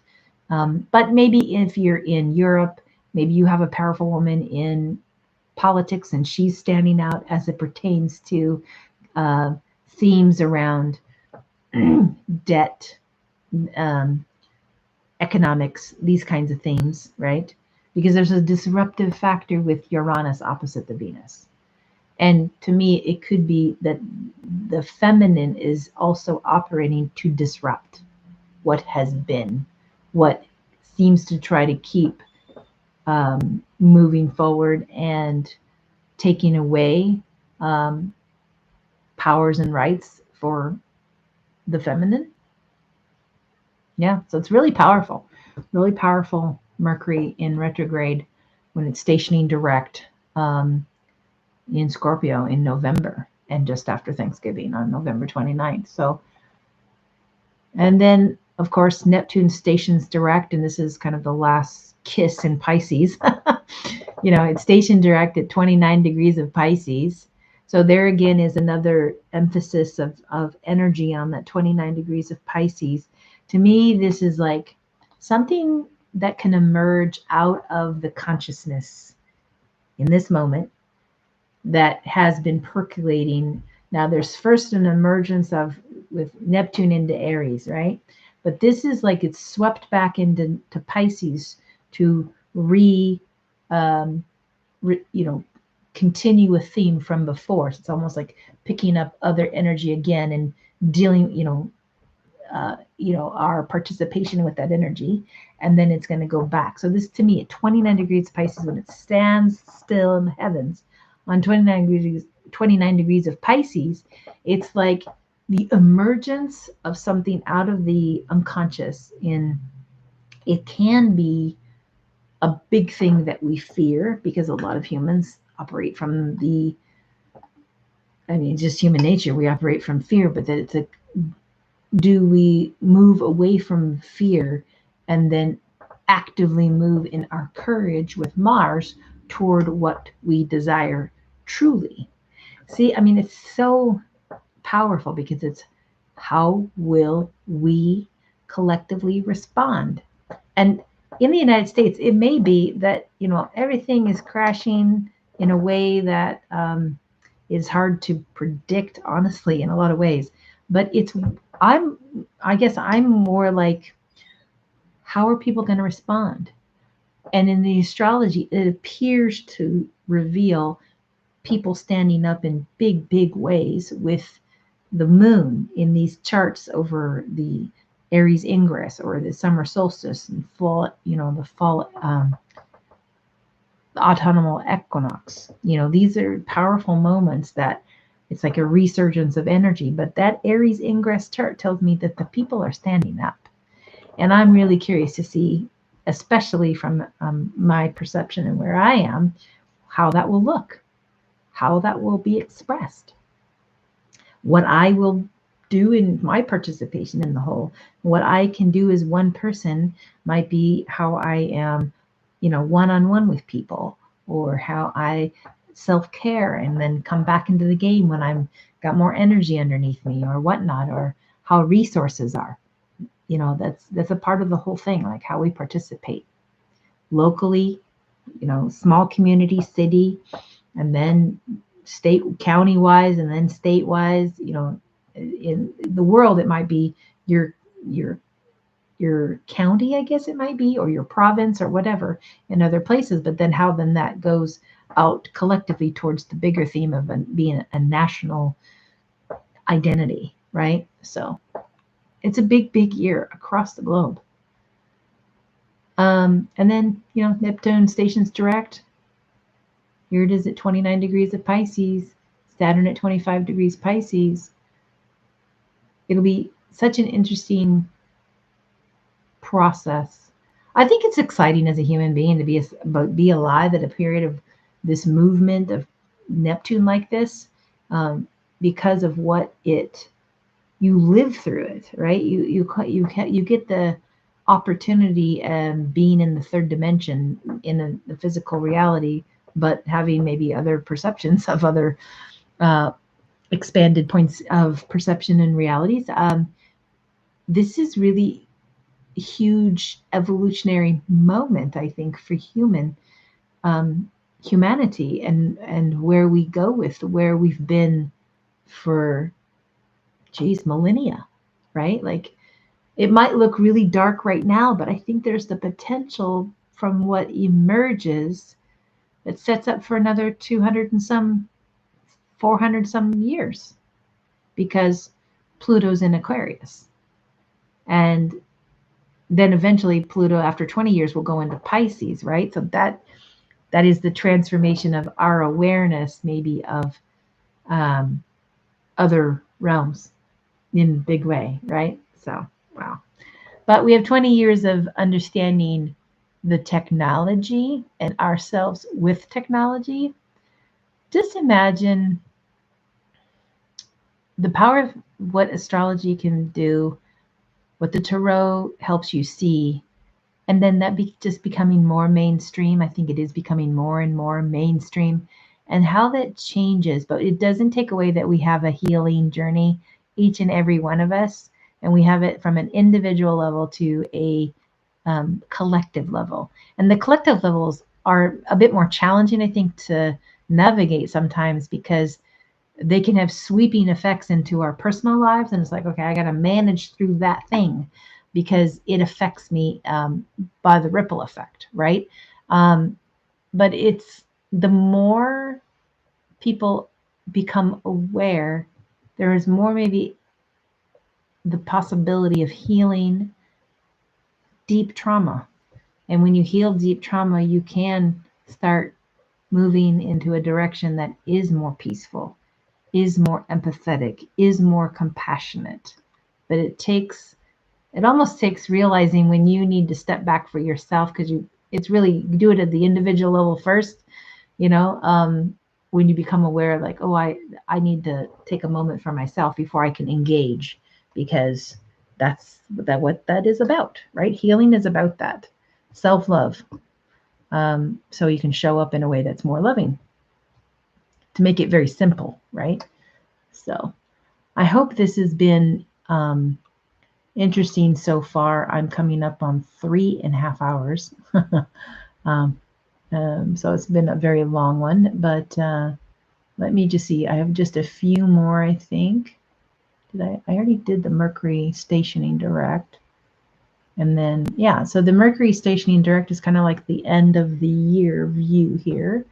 Do I have one more after that? I have New Year's Eve. Okay, so let's look at the Mercury. I think I discussed this a little bit about the Venus and so forth. So that's kind of an interesting end note as we enter into, what's interesting about this also, because it's so kind of right after Thanksgiving and it just goes haywire in the United States around Christmas.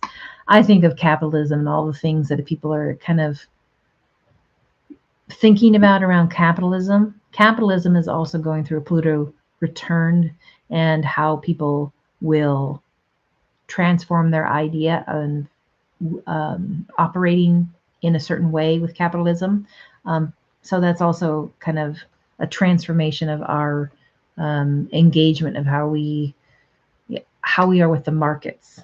I know I don't know in other countries per se, but definitely in the United States. If you live in the United States, you understand that we literally, economically, you go to any store and we walk through holiday after holiday, and how every store will be just this ridiculous amount of stuff around every holiday. It is absurd. And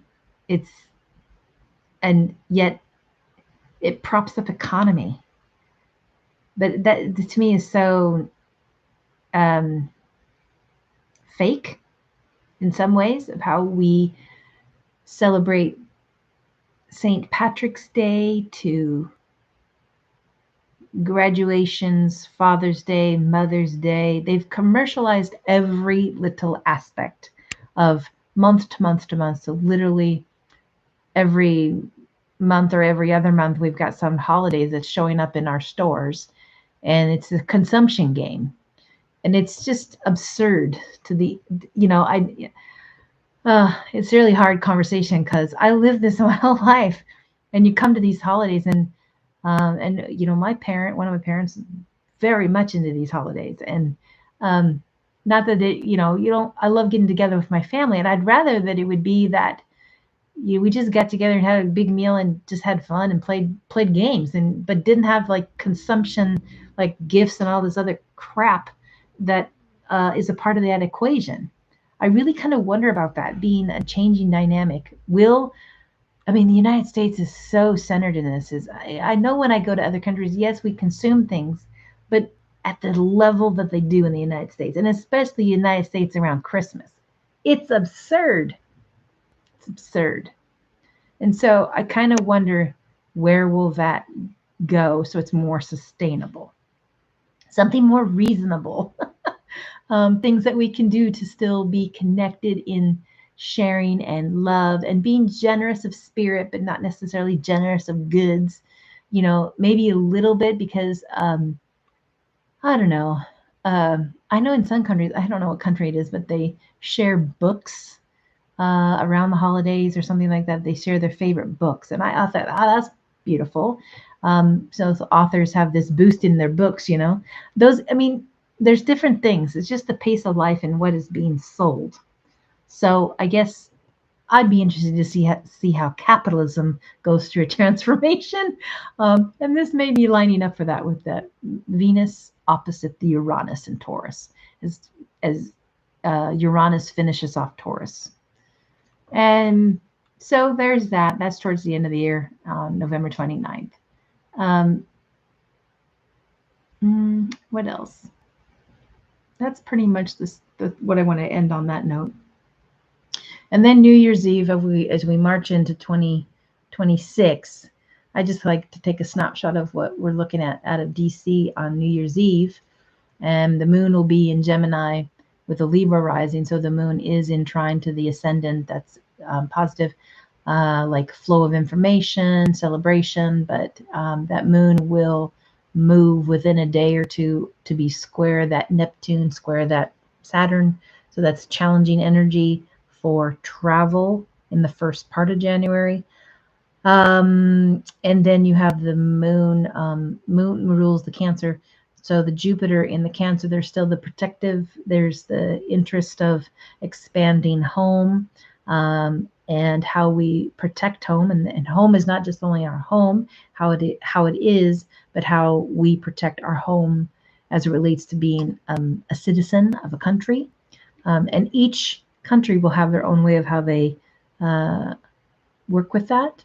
But that Jupiter is opposite. The Sun is in Capricorn, of course, and Mars is in Capricorn. Mars in Capricorn is very, very strong and very strategic as it comes to strategy, war strategy, these kinds of things. So if we have any kind of military engagement, there is a potential of strategies not yet maybe out, but in operation of making plans. That's a potential. But Mars in Capricorn has it's very strategic. So if there's two sides of what's going on, this is the strategy part, and it's not visible yet because it's in the 4th house. What else? And that's just, New Year's Eve. Okay.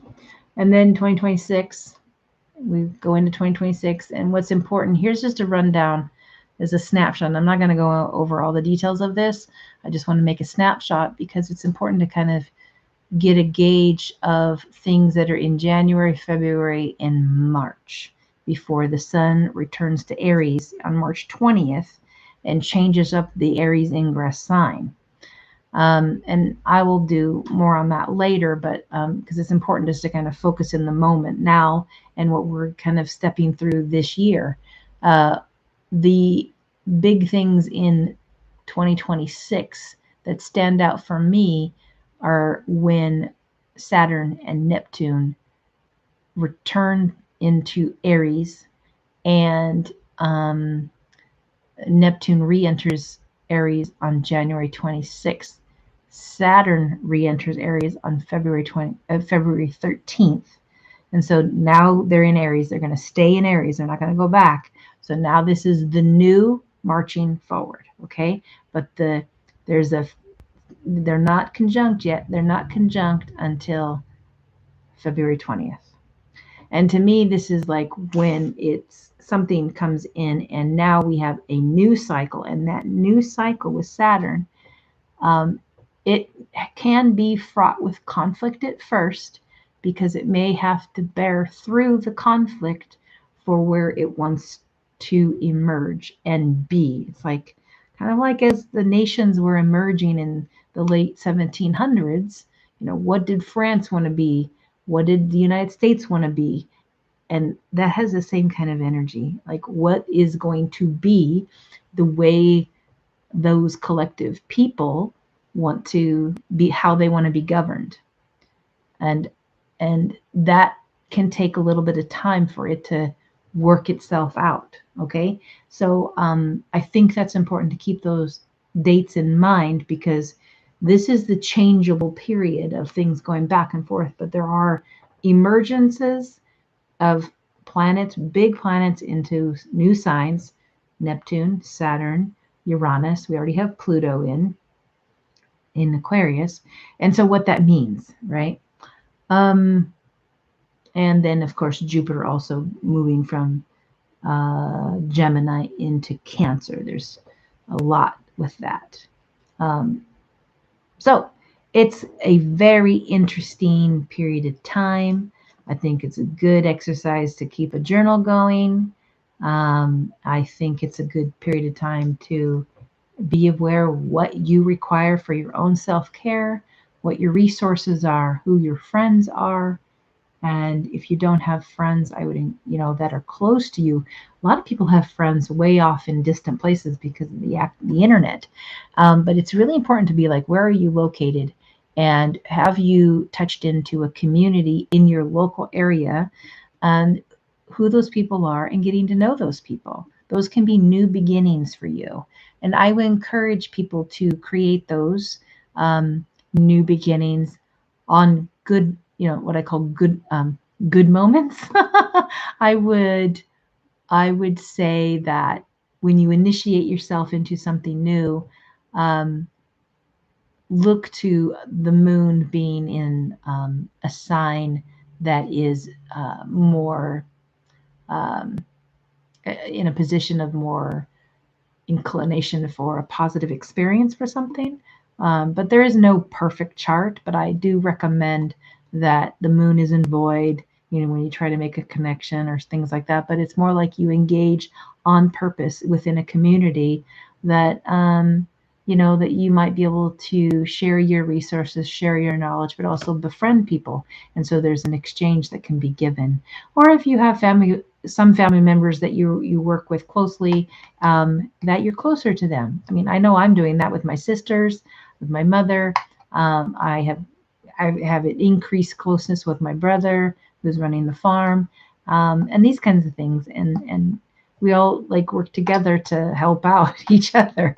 So I do have that extended community through my family, but not everybody has that. And so I would encourage people to actually create those extended communities. So, and then here's the chart when Neptune re-enters Aries after its retrograde on January 26th. And you can see that Neptune is sextile to Mars, to Pluto. And so that is like visible energy. And so they work in a way that is more dynamic. Things can quickly materialize in the systems when that's like that, because you have Mars in the systems, an active push on something. Pluto is the transformation energy, and as Mars goes over the Pluto, that's the transformation action or the instinctual action. And then Neptune in Aries is like the has access. Okay. And then the Saturn entering in February. Here's Saturn entering. Now they are staying, but they're not quite at the new synodic cycle, not quite. But this is like it's coming closer and closer. We're within a week, you know. And so something might emerge, like a piece of information about. This could be insight about an ally or an open enemy, one or the other. It could be either, right? And there is new insight, and when we have new insight, then what actions are being taken. There's a lot of energy on the other side of the chart here when Saturn enters Aries from the position of those in DC. And so to me, this can be a lot of activity from what have been our allies in the past and us dealing with that, or at least our administration dealing with that. So that's important. And just, but I think it's like other activity and the DC place, you know, but it's right embedded in the situation because Virgo rising, South Node on the ascendant area is losses, and Mercury in Pisces is there's fog around it. It has no boundary per se that's really blocking it. It's kind of a sobering moment. There's like, oh, there's a lot of duty and responsibility here we have to consider. And that's a moon in Capricorn who stands up and gets in there and does the work. A lot of work to do. But we do have a Venus in Pisces at that moment as well, which makes me kind of hopeful for what we may see from our allies, you know, from the other. But there is a lot of stuff going on with the systems. Interesting. Saturn conjunct Neptune happens on the February 20th, and this is one of my most important charts in 2026. Will be this chart and the Aries Ingress. Okay, so this is the synodic cycle happening for Saturn and Neptune. Very important cycle. And so this chart is super important in terms of what does it kind of give us insight about the archetypal energies. We have Jupiter in Cancer in the second house of assets and these kinds of things, but is retrograde, and it is square, but square the moon. So there are some challenges. The moon in Aries can be in conflict or driven to conflict. There's issues with disruption in the systems still going on. And there's kind of to me, there's a situation of having to manage through that over time. That is not something that's quickly resolved, but Mars is trine the ascendant. So conflict can happen digitally, or there are new things that we are having to understand about what that means and our vulnerabilities, say through our electric grid, to these kinds of things that sustain us. But these, you know, I have to think about the social things that we all connect to, right? And we are operating collectively in a lot of ways, but we have, our task is to understand what is in power and how that, you know, and what's transparent about how everything works. You know, there's a lot of Pisces in the 10th house, but the midheaven is Aquarius, and with a Mars in Aquarius in the 9th house, but sitting on the midheaven. And so to me, there can be difficulty with the power systems, grid. Yeah, because that Mercury is square and it's in Pisces in the 10th house. But there's also communication, perception. So the person in power, their mind is not clear. It's foggy. And having challenges, and it's very visible. It's at the 10th house. So with that, there might be a demand from people, Aries. They're taking action for whatever they want to be new. That's just one perspective here, very, loose on this chart. But we also have Mars square with Uranus, and that's very disruptive, right? And Mars is building to that disruption. So this is a disruptive factor of the executive powers. But who's acting upon the disruption? Is it our allies saying you cannot do that anymore, or whatnot, right? Or on the world stage, or is it an enemy, perceived enemy? I'm careful with these kind of things, but perceived national enemy that is like, yeah, if we can knock the U.S. down a couple more, because it needs to be knocked down a bit.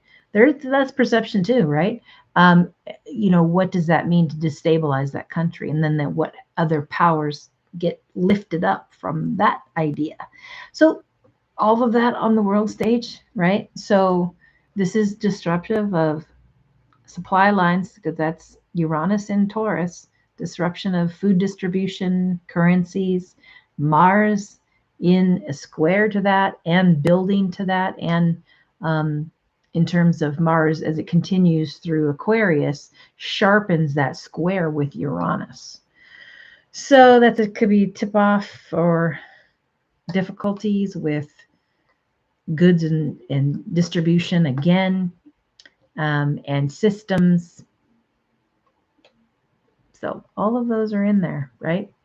Saturn conjunct Neptune. So I'd have to look ahead about how long is that cycle. I know Saturn takes 30 years to get around, but the next time Saturn goes completely around the zodiac, where is Neptune in it's only in its 14-year cycle, right? So I'll have to explore. It's probably more likely in Taurus when they make the next conjunctions, but I have to look ahead to see what that looks like.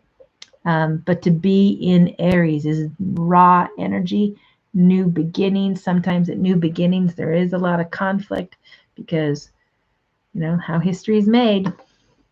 But are we moving in a way that collectively will be better in time for more people and more equilibrium by what is illuminated through this process of going through all this? So that is what is, kind of on deck. That is what we are facing.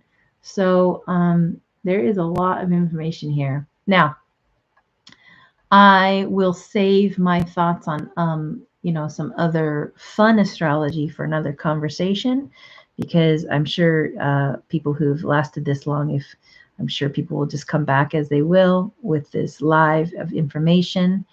And, it's nice to get you the rest of the year so you have that perspective. And then we can kind of touch back into it on occasion.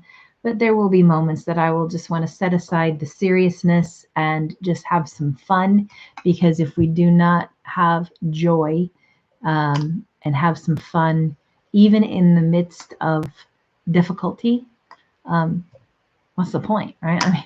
I mean, I can be serious all the time, but I kind of like to also lean into having fun with my family, but I also like to have fun with you guys. I mean, you found my channel through something fun, and the majority of you, and so I like to look at some things and just set aside seriousness for a moment, because sometimes we just need a break, have a cup of tea, and sit with people who like a certain subject or some piece of entertainment, and it kind of like if we go into conflict, the conflict is so that we have the right to express freely and be liberated to express what we like, and have YouTube and other platforms be free, and those algorithms that are fair, they are shared more openly, and there's no suppression of things. I mean, So I kind of like lean into the arts. So I'm going to lean into the arts.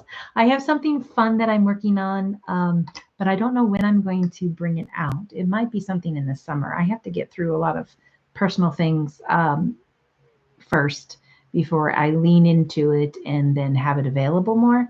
But I've kind of done this thing for what's coming up for season 4. You'll understand more when I get into it. But I hopefully it'll be fun. I don't know. I can think that it's fun for myself, and then people are like, yeah, no. But I do astrology, and I do more than astrology, so it'll be kind of in that perspective. But I hope this has been a sharing that you can go back to, and I'll try to make it available where you can see what when I'm in the live, when you go back to review it, a table of content of what chart is discussed when, because there are so many themes up in 2025 and even in 2026 that each person will have their own kind of challenging obstacles as new things come online, or things are fading away from the past and new things are emerging. So there's a lot. So, and I'm sensitive to this has already gone on for over 3 hours, 3.5 hours more. So anyway, I hope you guys have a wonderful rest of your day. And as soon as hopefully this just goes right up quickly and can be watched by at any other time. So it's sitting in my live section on the page. So thank you so much, everyone. Have a great rest of your day. And I hope that the Aries Ingress, there's something brand new for you and fresh in this spring. So thank you so much. Have a great rest of your day. Take care, everybody. Bye now.